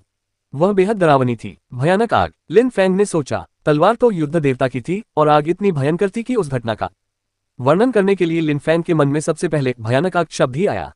यह पाताल लोक से आया था, यह भयंकर अग्नि थी। ऐसा लगता है कि मेरी दिव्य आत्मा हमेशा बाहरी प्रेरणाओं पर निर्भर रहती है ताकि उसे ज्ञान का एक नया अध्याय मिल सके। इसके अलावा हर अध्याय एक अनोखा और खास खजाना लेकर आता है जो मुझे असाधारण क्षमता प्रदान करता है। लिन फैंग ने सोचा। शुरुआत में उसकी दिव्य आत्मा ने उसे सर्वज्ञानी बोध और अद्भुत समझ प्रदान की थी। दूसरे अध्याय ने उसे एक तलवार दी जिससे वह तलवारबाजी के तरीके को अत्यंत निपुणता से समझ सका। हर बार अभ्यास करने पर उसका तलवारबाजी का ज्ञान और भी गहरा होता जा रहा था। इसके अलावा तीसरा पृष्ठ अपने आप खुल गया था और उस पर भयंकर आग दिखाई दे रही थी। लिन फैंग सोच रहा था कि वह आग कितनी शक्तिशाली होगी। उस समय भीड़ पहले की तरह ही लिन फैंग को घूर रही थी और आखिरकार उन्होंने उसे हिलते हुए देखा। फिर उसने तुरंत अपनी आंखें खोली और उसकी आंखों में काली ज्वालाएं भर गईं। भीड़ ने यह देखकर कपकपी महसूस की, मानो मृत्यु की ऊर्जा ने उन्हें घेर लिया हो। कितनी ठंड! उन्हें लगा जैसे उस पल उनके दिल की धड़कन रुक जाएगी। काली लौ कुछ सेकंड के लिए लिन फैंग की आंखों में ठहरी रही और फिर गायब हो गई। लिन फैंग के चेहरे के भाव सामान्य हो गए। फिर उसने स्तब्ध होकर भीड़ की ओर देखा। उस समय सब लोग उसकी तरफ देख रहे थे और यूकियू गायब हो चुकी थी। क्या हुआ? लिन फैंग ने अपनी आंखें थोड़ी सिकोड़ते हुए पूछा। उसने दूर से 4 रंगीन रिबन स्पष्ट रूप से देखे थे और दिव्य पुस्तक के साथ ही वह उस दुनिया में समाहित हो गया था। उसके बाद उसे कुछ भी समझ नहीं आया। खांसी। लिन फैंग ने खून की उल्टी की। उसके पैरों के नीचे की शुद्ध ऊर्जा इतनी कमजोर होती जा रही थी कि वह उसके भार से ढहने लगी थी। फिर लिन फैंग आकाश से नीचे उतरा और लैन जियाओ के बगल में जा गिरा। उसने जल्दी से पूछा, यू क्यू कहाँ है? वह मर चुका है, लैन जियाओ ने आश्चर्य से जवाब दिया। हैरानी की बात यह थी कि यू क्यू द्वारा उसे जान से मारने की कोशिश के बाद उस आदमी को कुछ भी पता नहीं था। वह बस अपनी सफलता पर ध्यान केंद्रित कर रहा था। वह अविश्वसनीय था। कुछ देर पहले 4 महिलाएं प्रकट हुईं और उन्होंने यू क्यू की साधना शक्ति को नष्ट कर दिया और घोषणा की कि यू वंश को अब से प्रेम पीड़ित वन में आने का निषेध है। फिर राजकुमारी के एक अंगरक्षक ने यू क्यू की हत्या कर दी। लैन जियाओ ने दुआन वुइया की ओर देखते हुए कहा। लिन फैंग स्तब्ध रह गया। यू क्यू उसे मारना चाहता था और अंत में उसकी ही मृत्यु हो गई। लिन फैंग को विश्वास नहीं हो रहा था। वह जानता था कि अगर दुआन वुइया ने उसे यहाँ आमंत्रित किया है तो कुछ भी बुरा नहीं होगा, लेकिन उसने कभी नहीं सोचा था कि यू क्यू की मृत्यु इस परिणाम स्वरूप होगी। लान जियाओ ने अभी अभी उन 4 महिलाओं का जिक्र किया था जिन्होंने यू कबीले को प्रेम पीड़ित वन में वापस आने से रोक दिया था, जिसका मतलब था कि वे वन के स्वामी का प्रतिनिधित्व करती थीं। वे दुआन वुइया की अपनी तो नहीं हो सकती थी, तो फिर उन्होंने उसे क्यों बचाया और यू क्यू की साधना को क्यों बाधित किया? क्या दुआन वुइया ने कुछ किया होगा? लिन फैंग, आप अद्भुत हैं। लिन फैंग की ओर मुस्कुराते हुए दुआन वुइया ने कहा। जब यू क्यू उसे जान से मारने ही वाला था तब लिन फैंग आश्चर्यजनक रूप से साधना की समाधि में चला गया। वह साधारण प्रतिभा का धनी था, इसीलिए उसकी इतनी भयानक क्षमताएं होना स्वाभाविक था। लिन फैंग ने दुआन वुइया की ओर देखा और उलझन में पड़ गया। जो कुछ हुआ था उसमें बहुत सी बातें थीं जो उसे समझ नहीं आ रही थी। दुआन वुइया ने उसे क्यों आमंत्रित किया? क्या उसने जानबूझकर लिन फैंग और यू तियानशिन को एक साथ आमंत्रित किया था, इस उम्मीद में कि लिन फैंग उसे मार डालेगा? लेकिन अगर उसने ऐसा किया था तो उसका उद्देश्य क्या था? इसके अलावा यू क्यू ठीक उसी समय कैसे प्रकट हुई जब यू तियानशिन खतरे में था, जब लिन फैंग उसे मारना चाहता था? आखिर वे 4 महिलाएं कौन थीं? उन्होंने उसे क्यों बचाया और यू क्यू की साधना को क्यों बाधित किया? लिन फैंग को पूरी स्थिति स्पष्ट रूप से दिखाई नहीं दे रही थी। वह कुछ चुप रहा था और यह नहीं समझ पा रहा था कि सब कुछ वैसा क्यों हुआ जैसा हुआ। लिन फैंग, ये तुम्हारे लिए है। उसी समय दुआन शिनये ने लिन फैंग को गोलियों की एक बोतल दी, जिससे वह स्तब्ध रह गया। फिर उसने पूछा, यह क्या है? पब फ्यूचर एड्स। ये तुम्हारे घावों को भरने के लिए है। दुआन शिनये ने मुस्कुराते हुए जवाब दिया, जिसके बाद दुआन वुइया ने अपनी आंखें सिकोड़ ली। लिन फैंग को इन गोलियों की असाधारणता का एहसास तब हुआ जब उसने दुआन वुइया के चेहरे के अजीब भावों को देखा।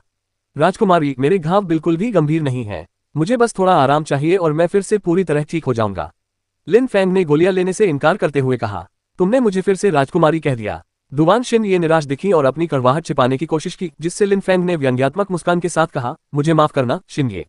ठीक है, ये लो, तभी मैं तुम्हें माफ करूंगी। दुआन शिनये ने बोतल लिन फैंग को सौंपते हुए कहा। लिन फैंग के पास कोई विकल्प नहीं था। उसने व्यंग्यात्मक मुस्कान के साथ बोतल स्वीकार कर ली। तुरंत बाद उसने उसे खोला। अंदर 9 पीली गोलियां थीं। गोलियों से ऊर्जा निकल रही थी और उससे एक सुखद सुगंध आ रही थी। लिन फैंग ने एक गोली निकाली और उसे निगल लिया। गोली लेने के बाद एक सुखद और ताजगी भरी ऊर्जा उसकी रक्तवाहिकाओं में फैल गई, जिससे उसके आंतरिक अंग ठीक होने लगे और शरीर में खून की कमी पूरी हो गई। लिन फैंग को ऐसा महसूस हो रहा था मानो उसके शरीर की हर कोशिका ठीक हो रही हो, मानो उसका हर अंग चमत्कारिक गति से ठीक हो रहा हो। कितनी शक्तिशाली गोली है, लिन फैंग ने सोचा। ये गोलियां बेहद कीमती थीं। शिनये, मेरे घावों को भरने के लिए एक गोली ही काफी है, बाकी तुम रख लो। लिन फैंग ने बोतल को दोबारा बंद करते हुए कहा और फिर उसे दुआन शिनये को वापस दे दिया। दुआन शिनये ने लिन फैंग की ओर देखा और बोतल उठा ली। वे गोलियां कीमती थीं। वे मध्यम गुणवत्ता वाली जुबान स्तर की गोलियां थीं। एक गोली ही लिन फैंग के सभी घावों को ठीक करने के लिए काफी थी। उनके बगल में खड़े यू तियानचेन ने लिन फैंग को बर्फीली निगाहों से देखा। वह देख सकता था कि दुआन शिनये लिन फैंग के प्रति कितनी दोस्ताना थी। यू तियानचेन का पूरा शरीर हत्या के इरादे से भरा हुआ था। वह लिन फैंग से घृणा करता था और उसे मरा हुआ देखना चाहता था। यहाँ तक कि वह यू क्यू से भी नफरत करता था कि उसने एक पल पहले लिन फैंग को क्यों नहीं मारा। अगर वे चारों औरतें वहां न होती तो लिन फैंग मर चुका होता। लिन फैंग की इंद्रियां अत्यंत तीव्र थीं। उसने तुरंत यू तियानचेन की घूरती निगाहों को भांप लिया। वह मुड़ा और ठंडे लहजे में यू तियानचेन को घूरने लगा। पल भर में यू तियानचेन अपना संयम खो बैठा और सिर झुकाकर कांपने लगा। उसकी हिम्मत नहीं हुई कि वह लिन फैंग की आंखों में देखे। लिन फैंग यू तियानशिन को मारने में जरा भी नहीं हिचकिचाया। अगर यू तियानचेन ने उसे उकसाया तो उसके साथ भी यही होगा। यू तियानचेन पागल नहीं हुआ था। बेकार का नीच, लिन फैंग ने ऐसा कहा, जिससे यू तियानचेन का दिल उछल पड़ा और उसका चेहरा लाल हो गया। पहले वह निकम्मा नीच व्यक्ति युवेकुल का सदस्य होने के कारण बेहद घमंडी था, इसलिए वह लिन फैंग को एक कुचले जाने वाले कीड़े की तरह तुच्छ समझता था। लेकिन अब लिन फैंग उसे सबके सामने अपमानित कर रहा था और नीच कह रहा था। यू तियानचेन की हिम्मत ही लिन फैंग का विरोध करने की नहीं हुई। लिन फैंग की एक नजर पड़ते ही वह डर से जम जाता था। अब तो उसकी हिम्मत ही नहीं रही कि वह लिन फैंग की तरफ देखे। अभी लिन फैंग के सामने खड़े होकर भी उसकी हिम्मत सिर उठाने की नहीं हुई। यही दुखद वास्तविकता थी। शिनये, महाराज, मुझे कुछ अन्य कार्य हैं, इसलिए मैं अब चलता हूँ। लिन फैंग ने दुआन शिनये और दुआन वुइया की ओर मुड़ते हुए कहा। Pub future ads. Duan Xinye, कुछ कहना चाहती थी पर उसे समझ नहीं आ रहा था कि उसे रोकने के लिए क्या बहाना बनाए। दुवान वुया ने हल्की सी मुस्कान के साथ सिर हिलाया। ठीक है, कोई बात नहीं, आप जा सकते हैं। उम्मीद है अगली बार हमें साथ में और पीने का मौका मिलेगा। ठीक है, लिन फैंग ने हल्के से सिर हिलाते हुए कहा। फिर वह तुरंत मुड़कर प्रेम पीड़ित वन के निकास की ओर चल पड़ा। लैन जियाओ भी उसके पीछे पीछे चल रही थी। लोगों की सोच के विपरीत आप बहुत दयालु व्यक्ति हैं। लान जियाओ लिन फैंग के बगल में आकर रुकी और एक अजीब से भाव से लिन फैंग की ओर देखा। क्या मैंने तुम पर दया दिखाई? लिन फैंग ने कहा, जिससे लैन जियाओ हैरान रह गई। क्या उसने सच में उस पर दया दिखाई थी? डोंगलिंग पहाड़ी पर आग आखिरकार बुझ गई और सब कुछ जलकर काला हो गया। वहां घास का एक तिनका भी नहीं उग सकता था। वह जगह पूरी तरह से वीरान हो गई थी और अब कोई भी वहां जाने की हिम्मत नहीं करता था। कोई भी ऐसी जगह पर जाना नहीं चाहता था जो युद्ध से तबाह हुई लगती हो। हालांकि उसी क्षण एक स्वच्छ और आकर्षक युवक पहाड़ी की चोटी पर पहुंचा। फिर वह चिलचिलाती धूप में बैठ गया। जैसे ही सूर्य की किरणें उसके शरीर की ओर बढ़ने लगी और उसके शरीर से निकलने वाली चमकदार लपटों में तब्दील हो गईं, वे लपटें सम्मोहित करने वाली थीं। पहाड़ी की चोटी पर खड़ा युवक स्पष्ट रूप से लिन फैंग था। पहाड़ी की चोटी पर पड़ रही धूप उसके कॉस्मोस बनिंग सन कौशल का अभ्यास करने के लिए एकदम उपयुक्त थी। लिन फैंग ने अपनी आंखें बंद कर ली और अपनी ब्रह्मांड जलते सूर्य की शक्ति का अभ्यास शुरू कर दिया। सूर्य की किरणें उसके शरीर पर पड़ रही थीं और लगातार उसकी त्वचा में समा रही थीं। कुछ ही क्षणों में ऐसा लगा मानो लिन फैंग एक विशाल अग्नि के केंद्र में हो। हालांकि उसी क्षण लिन फैंग अपने अंधकार के संसार में प्रवेश कर चुका था। उसके मन में अनेक विचार आ रहे थे। उसके अंधकार के संसार के मध्य में उसकी दिव्य पुस्तक भी हवा में तैर रही थी। पुस्तक के भीतर की काली ज्वाला लहरा रही थी। लिन फैंग ने अपना पूरा ध्यान उस काली आग पर केंद्रित किया और शांति से उसका अध्ययन किया। उसके मन में उठने वाला हर एक विचार उस भयंकर आग के बारे में ही था। लिन फैंग के शरीर से एक घातक ऊर्जा निकली जो काली, दुष्ट और बर्फीली ठंडी लग रही थी, मानो वह नरक की गहराइयों से आए हो। उसी समय लिन फैंग के शरीर पर एक काली ज्वाला प्रकट हुई। जो आग पहले उसके शरीर पर जल रही थी वह आश्चर्यजनक रूप से एक काली आग में बदल गई, एक भयानक और घातक काली आग में। सबसे डरावनी बात यह थी कि लगातार काली लपटें निकल रही थीं। लिन फैंग का शरीर लगभग पूरी तरह से काली लपटों से ढका हुआ था। कुछ देर बाद चमकती हुई लपटें पूरी तरह से काली लपटों में बदल गईं। उस समय उन भयंकर काली लपटों के बीच लिन फैंग किसी राक्षसी देवता की तरह लग रहा था। वह बेहद भयानक दिख रहा था। यह एक नया आयाम है, जैसा कि उम्मीद थी। सूर्य की ज्वालाएं और मेरी भीषण अग्नि मिलकर कुछ नया बना सकती हैं। लिन फैंग ने सोचा, जो अभी भी थोड़ा हैरान था। वह पहले से ही शुद्ध ची को ज्वाला में बदल सकता था और भीषण अग्नि के प्रयोग से प्राप्त ज्ञान के बल पर अब वह ची को भीषण अग्नि में रूपांतरित कर सकता था। हालांकि लिन फैंग के शरीर के चारों ओर जल रही काली ज्वालाएं उतनी भयावह नहीं लग रही थीं जितनी किताब में दिखाई गई थीं। वे तस्वीर जितनी प्रभावशाली नहीं थी। लिन फैंग के विचार अत्यंत तीव्र थे। उसके शरीर के चारों ओर की काली ज्वालाएं छोटी छोटी पंखुड़ियों के आकार की ज्वालाओं में संघनित हो गईं और फिर उसके सामने मंडराने लगी। उसके शरीर से अनंत मात्रा में ज्वालाएं निकलने लगी जो फिर और अधिक छोटी काली ज्वालाओं में परिवर्तित हो गईं और लिन फैंग के सामने एकत्रित हो गईं। लिन फैंग के सामने एक हाथ के आकार का काला कमल मंडरा रहा था। वह काला कमल अत्यंत भयावह था। उसमें भयंकर अग्नि समाहित थी। लिन फैंग के शरीर के चारों ओर व्याप्त सारी शुद्ध ऊर्जा काली लपटों में परिवर्तित होकर कमल के फूल में विलीन हो गई। लिन फैंग ने अपनी आंखें खोली और काले कमल को देखा। उसकी आंखें चमक रही थीं। कितनी विशाल ऊर्जा है, लिन फैंग ने मन ही मन फुसफुसाया। काला अग्नि कमल पूरी तरह से संघनित शुद्ध ऊर्जा से बना था, जिसने लिन फैंग की कल्पना से आकार लिया था। उसने एक ऐसे कमल के फूल की कल्पना की थी जो पूरी दुनिया को अपने अंदर समा सकता है। भयंकर अग्नि से बना काला कमल किसी भी चीज को घेर कर नष्ट कर सकता था। यह अपने संपर्क में आने वाली हर चीज को जला देता था। लिन फैंग के विचारों में कमल का फूल धीरे धीरे बड़ा होता जा रहा था, लेकिन आग में समाहित ऊर्जा कम सघन और केंद्रित होती जा रही थी। कमल के भीतर समाहित ऊर्जा जितनी सघन होती जा रही थी वह उतना ही भयावह होता जा रहा था। लिन फैंग ने फिर से ध्यान केंद्रित किया और कमल के फूल की ऊर्जा धीरे धीरे अपने मूल आकार और शक्ति को पुनः प्राप्त कर ली। लिन फैंग ने कई बार आकार बढ़ाने की कोशिश की, लेकिन सफल नहीं हुआ।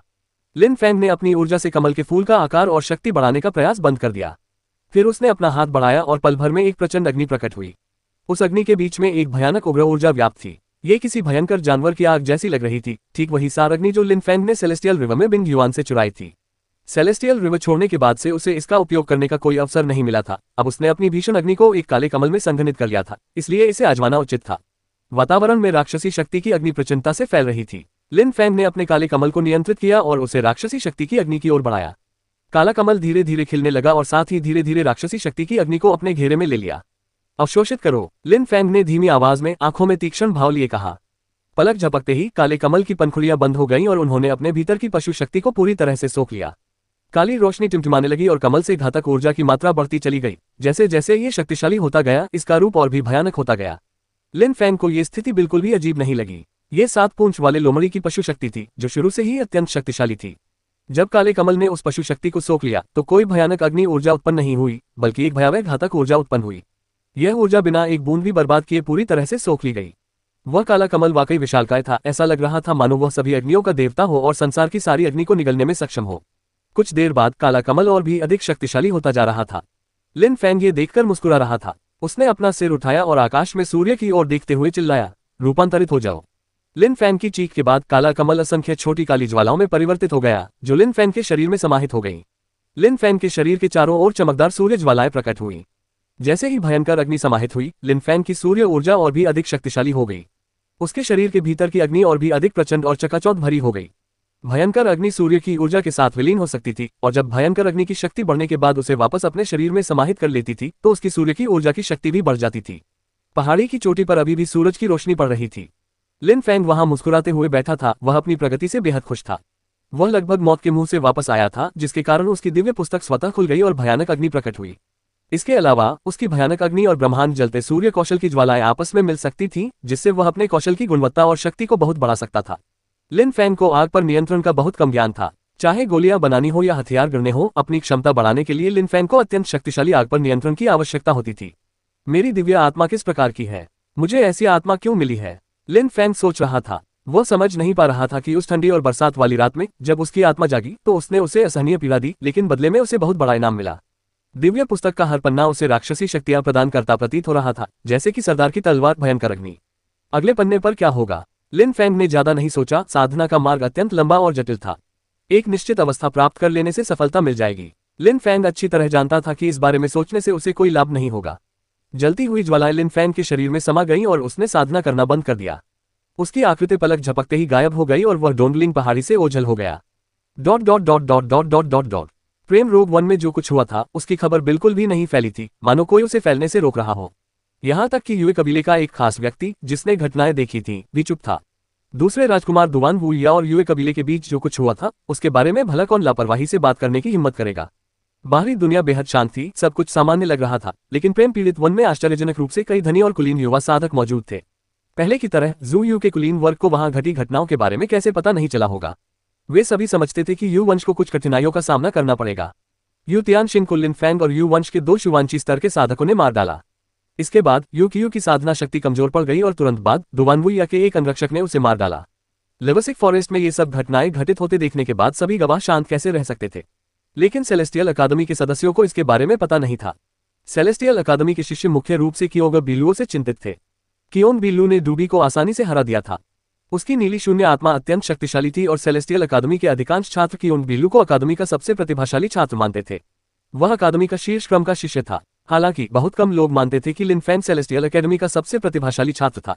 वे हमेशा सोचते थे कि अगर लिन फैंग कियोंग बिलुओं से लड़ता है तो शायद उसके पास जीतने का मौका हो, लेकिन ये सिर्फ एक अनुमान था। उस समय सेलेस्टियल अकादमी के एक बड़े सार्वजनिक चौक पर कई लोग केंद्रीय साधना टावर के चारों ओर जमा थे और वातावरण चहल पहल भरा और जीवंत था। भीड़ ने सिर उठाकर ईर्ष्या से साधना मीनार के शिखर की ओर देखा। साधना मीनार का शिखर अनेकों का सपना था। मीनार के शिखर पर साधना करने वालों को सदा सम्मान प्राप्त होता था। हर कोई उम्मीद करता था कि उसे भी कभी न कभी शीर्ष स्तर पर अभ्यास करने का मौका मिलेगा। उसी क्षण दूर से कुछ सीटी जैसी आवाजें सुनाई दी। ये तेज हवा के कारण थी जो लोगों के कानों को दर्दनाक रूप से भेद रही थी। भीड़ ने अपना सिर उठाकर दूर तक देखने से खुद को नहीं रोका। कुछ ही देर बाद उन्होंने वायुमंडल में कुछ उड़ता हुआ देखा। हवा 2 हिस्सों में बंट गई और बीच में एक शानदार सफेद रोशनी थी। भीड़ स्तब्ध होकर आसमान की ओर घूर रही थी। कुछ ही देर बाद उनके सामने एक विशालकाय आकृति प्रकट हुई। एक तेज हवा उस आकृति की हर हरकत का पीछा कर रही थी। हवा किसी तूफान की तरह हवा में दौड़ रही थी। दृश्य अविश्वसनीय था। एक भयंकर जानवर, एक पौराणिक रोग। भीड़ उस विशाल पंख वाले जानवर को घूर रही थी। यह एक पौराणिक रोग था। सेलेस्टियल अकेडमी के ऊपर आकाश में अचानक एक भयंकर जानवर प्रकट हुआ, जिससे लोग थोड़ा आश्चर्यचकित रह गए। ऐसा नहीं हो सकता, ये तो एक इंसान है। भीड़ अचरज से हौंफ रही थी और उनके दिल की धड़कनें तेज हो गईं।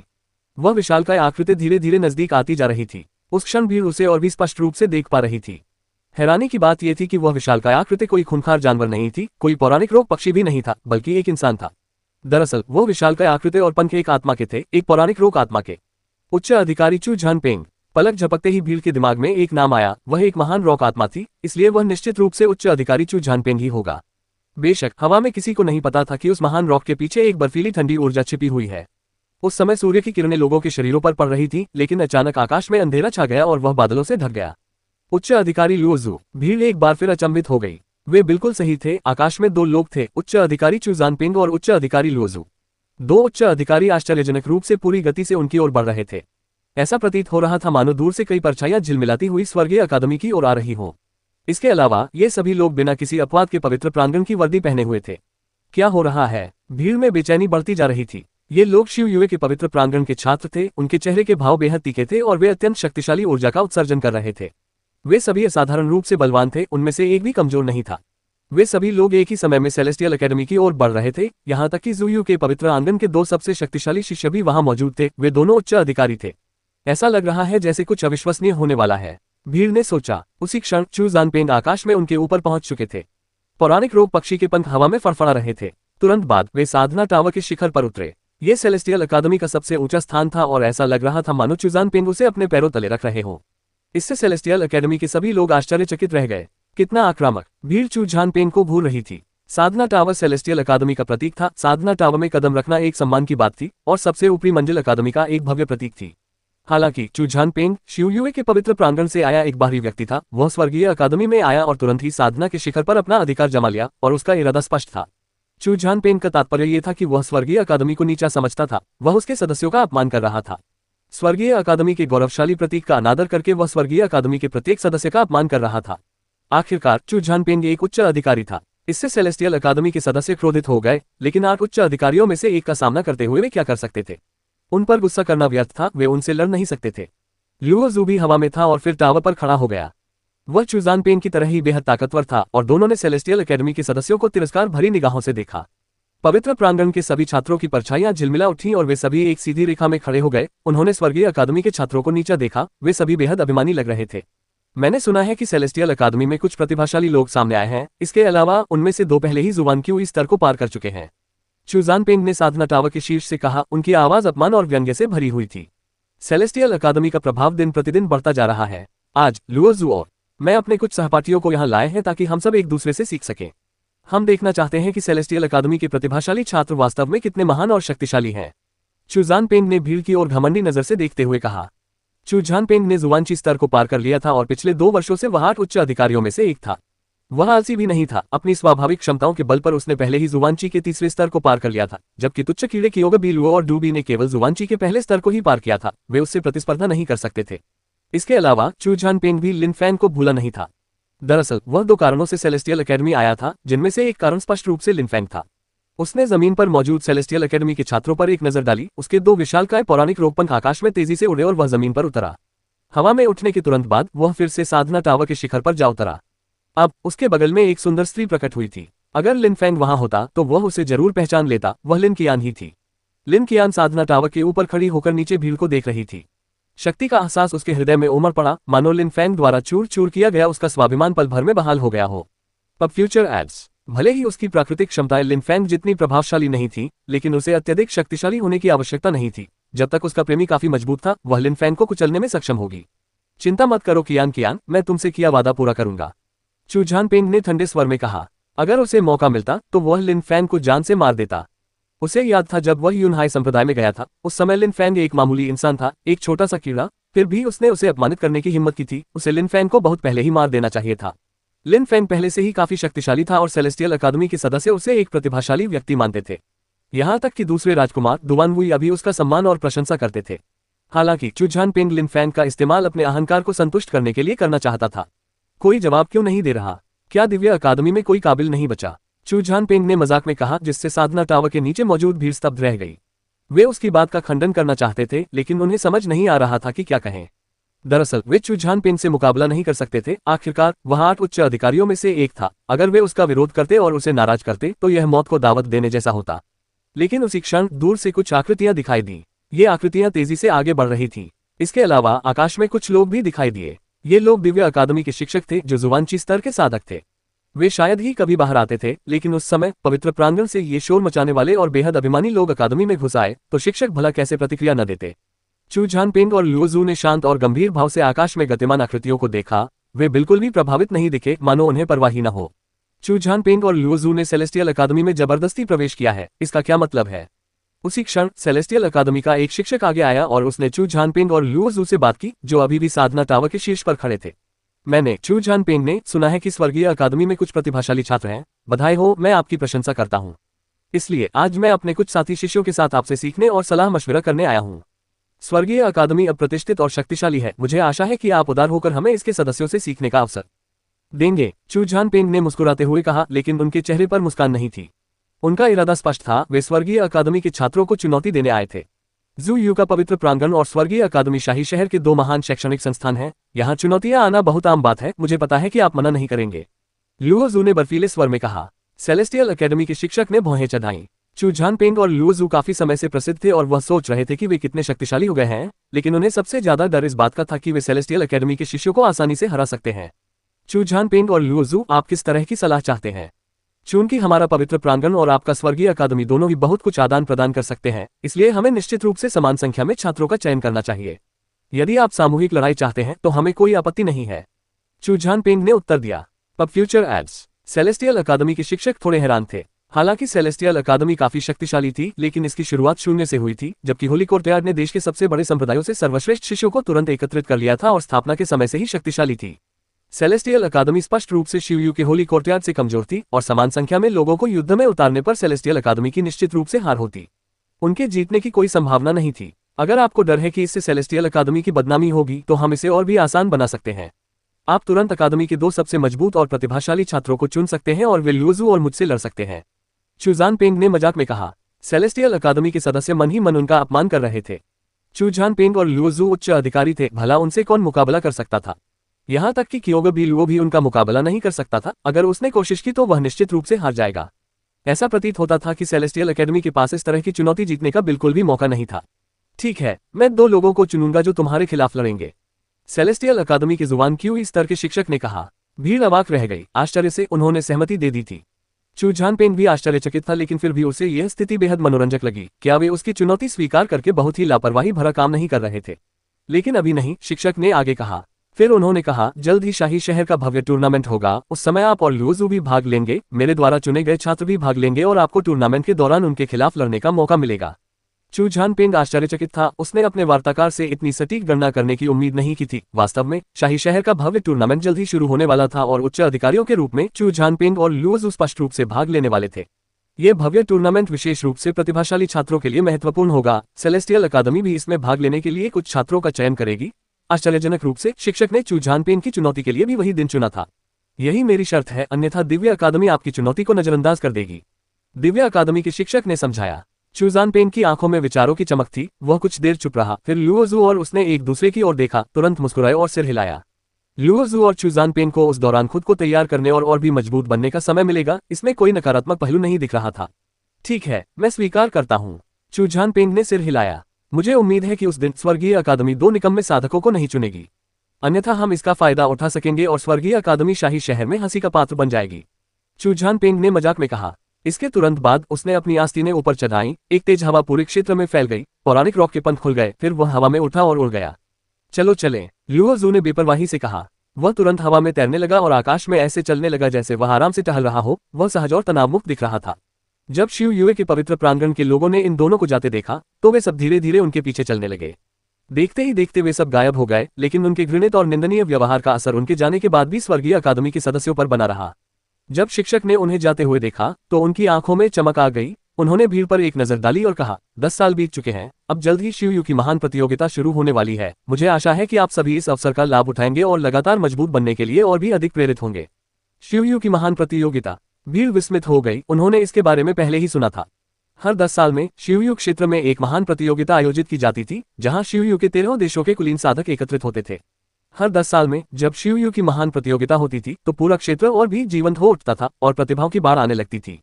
प्रतिभावानों के उत्थान के दौरान चुनौतियां और संघर्ष महत्वपूर्ण थे, साथ ही ये अवसर का लाभ उठाने का भी मौका था। इसलिए गुरु सभी को उस अवसर का लाभ उठाने के लिए कह रहे थे। भले ही उस समय वे शिवयू की महान प्रतियोगिता में भाग न ले सके, वे उन अद्भुत प्रतिभावानों को देखकर उन्हीं के मार्ग पर चलने का प्रयास कर सकते थे और यहाँ तक कि एक दिन उनसे आगे निकलकर शक्तिशाली साधक बनने की कोशिश भी कर सकते थे। हालांकि शिवयू की महान प्रतियोगिता से पहले ड्रैगन माउंटेन साम्राज्य के कुछ अधिकारी शिवयू आएंगे और प्रतियोगिता में भाग लेने के लिए शिवयू के सबसे उत्कृष्ट साधकों का चयन करेंगे। शिक्षक ने आगे कहा, ड्रैगन माउंटेन साम्राज्य शिवयू के नियंत्रण में था और यह शिवयू के 4 महान साम्राज्यों में से एक था। शिवयू और तियानफैन दोनों ड्रैगन माउंटेन के नियंत्रण में थे। हालांकि ड्रैगन माउंटेन साम्राज्य शिवयू के आंतरिक मामलों में हस्तक्षेप नहीं करने वाला था। हर 10 साल में वे शिवयू जाते थे और शिवयू महान प्रतियोगिता में भाग लेने और अन्य 3 महान साम्राज्यों के प्रतिभाशाली लोगों के खिलाफ लड़ने के लिए कुछ उत्कृष्ट प्रतिभाओं का चयन करते थे।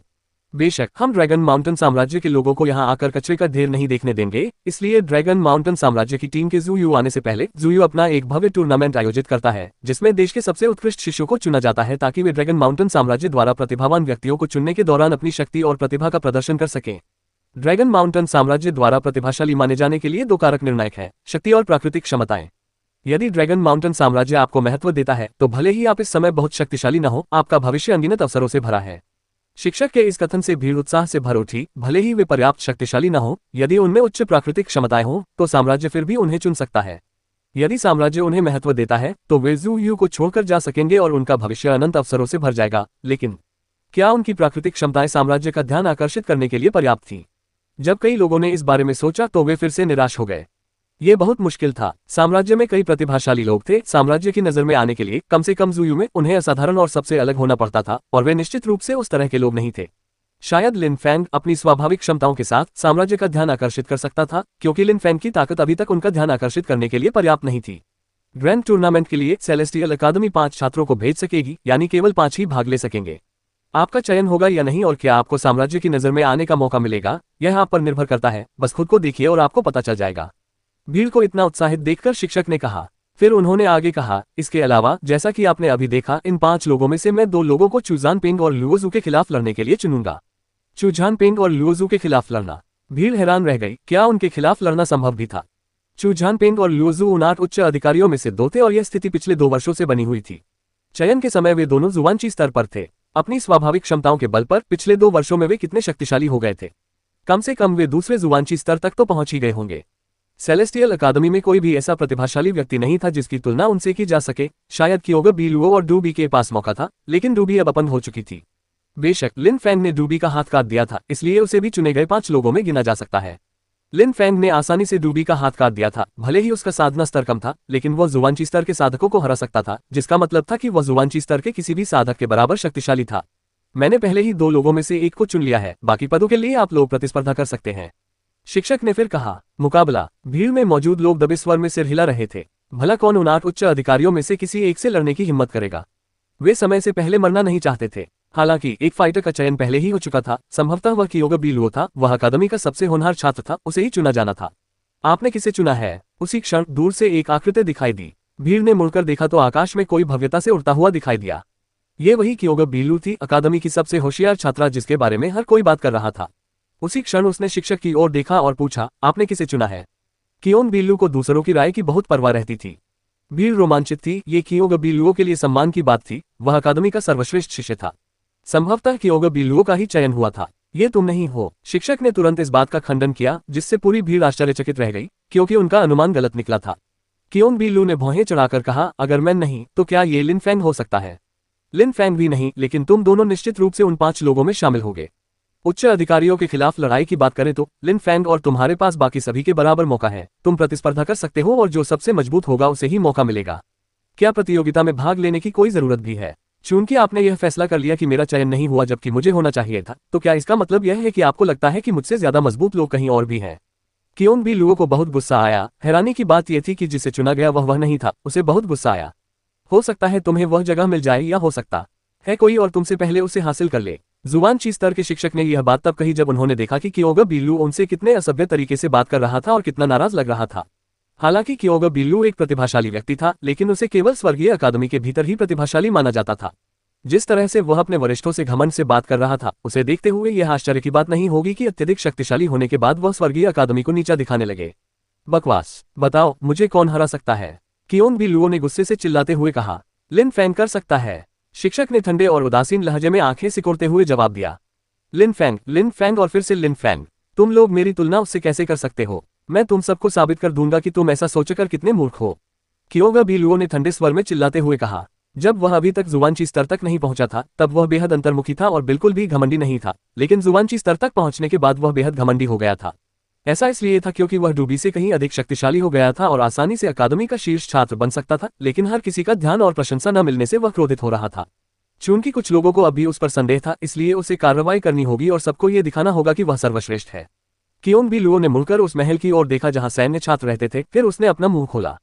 लिन फैंग, यहां से दफा हो जाओ। लिन फैंग, यहां से दफा हो जाओ। उनकी बेहद बुलंद आवाज कुछ देर तक वातावरण में गूंजती रही। वह बेहद शक्तिशाली थी। उनकी आवाज वातावरण में फैलती हुई क्षितिज की ओर बढ़ती रही। हालांकि सैन्य छात्रों का महल बहुत दूर था, लेकिन जब जुवानची स्तर का कोई साधक उग्रता से चिल्लाता है तो उसकी आवाज बहुत दूर तक सुनाई देती है। महल के अंदर सभी ने वह आवाज सुनी, वे कांप उठे। कोई आश्चर्यजनक रूप से लिन फैन से कह रहा था कि यहाँ से दफा हो जाओ। परछाइयां झिलमिलाती हुई दिखाई दे रही थीं और अधिक से अधिक लोग सार्वजनिक चौक की ओर बढ़ रहे थे। कियोन भी लू हवा में खड़ी होकर भीड़ को देख रही थी। उसने लिन फैन को नहीं देखा। हम जिसके बारे में आप बात कर रहे हैं वह बिल्कुल भी साहसी नहीं है। कियोगा भी लू ने शिक्षक की ओर देखते हुए ठंडे और उदासीन स्वर में मजाक किया। क्या आपने कभी इस बात पर विचार किया कि वह अकादमी में नहीं है? ठीक है, मान लेते हैं कि वह यहाँ नहीं है। जब वह वापस आएगा तो सब लोग लिन फैन को बता देना कि मैं कियोगा भी लुओ उसे सबक सिखाऊंगी। कियोगा भी लुओ ने ठंडे लहजे में कहा। तुरंत बाद वह मुड़कर जाने के लिए तैयार हो गई, लेकिन उसी क्षण एक बर्फीली आवाज हवा में गूंजी, रुको। कियोन भी लू ये सुनकर रुक गई और जमीन पर बात कर रही व्यक्ति की ओर देखा। आश्चर्य की बात यह थी कि वह एक लड़की थी और उसने अपने चेहरे पर एक पतला घूंघट ओढ़ा हुआ था। वह पवित्र और शुद्ध प्रतीत हो रही थी। तुमने कहा था कि तुम लिन फैन को सबक सिखाना चाहते हो, मेन किंग ने बर्फीले लहजे में कहा, जिससे कियोगा भी लुओ ने अपनी आंखें सिकोड़ ली और ठंडे लहजे में जवाब दिया, हाँ तो क्या हुआ? वास्तव में? ठीक है, तो क्यों न तुम मुझे ये सबक सिखाने की कोशिश करो, मेन किंग ने कहा। दूर से एक साया उनकी ओर बढ़ रहा था। वह व्यक्ति कियोगा भी लुओ को देख रहा था और उसे जाने नहीं देना चाहता था। उस व्यक्ति का शरीर जलती हुई लपटों से घिरा हुआ था जिनसे तेज रोशनी निकल रही थी। वह व्यक्ति स्पष्ट रूप से लिन फैंग था।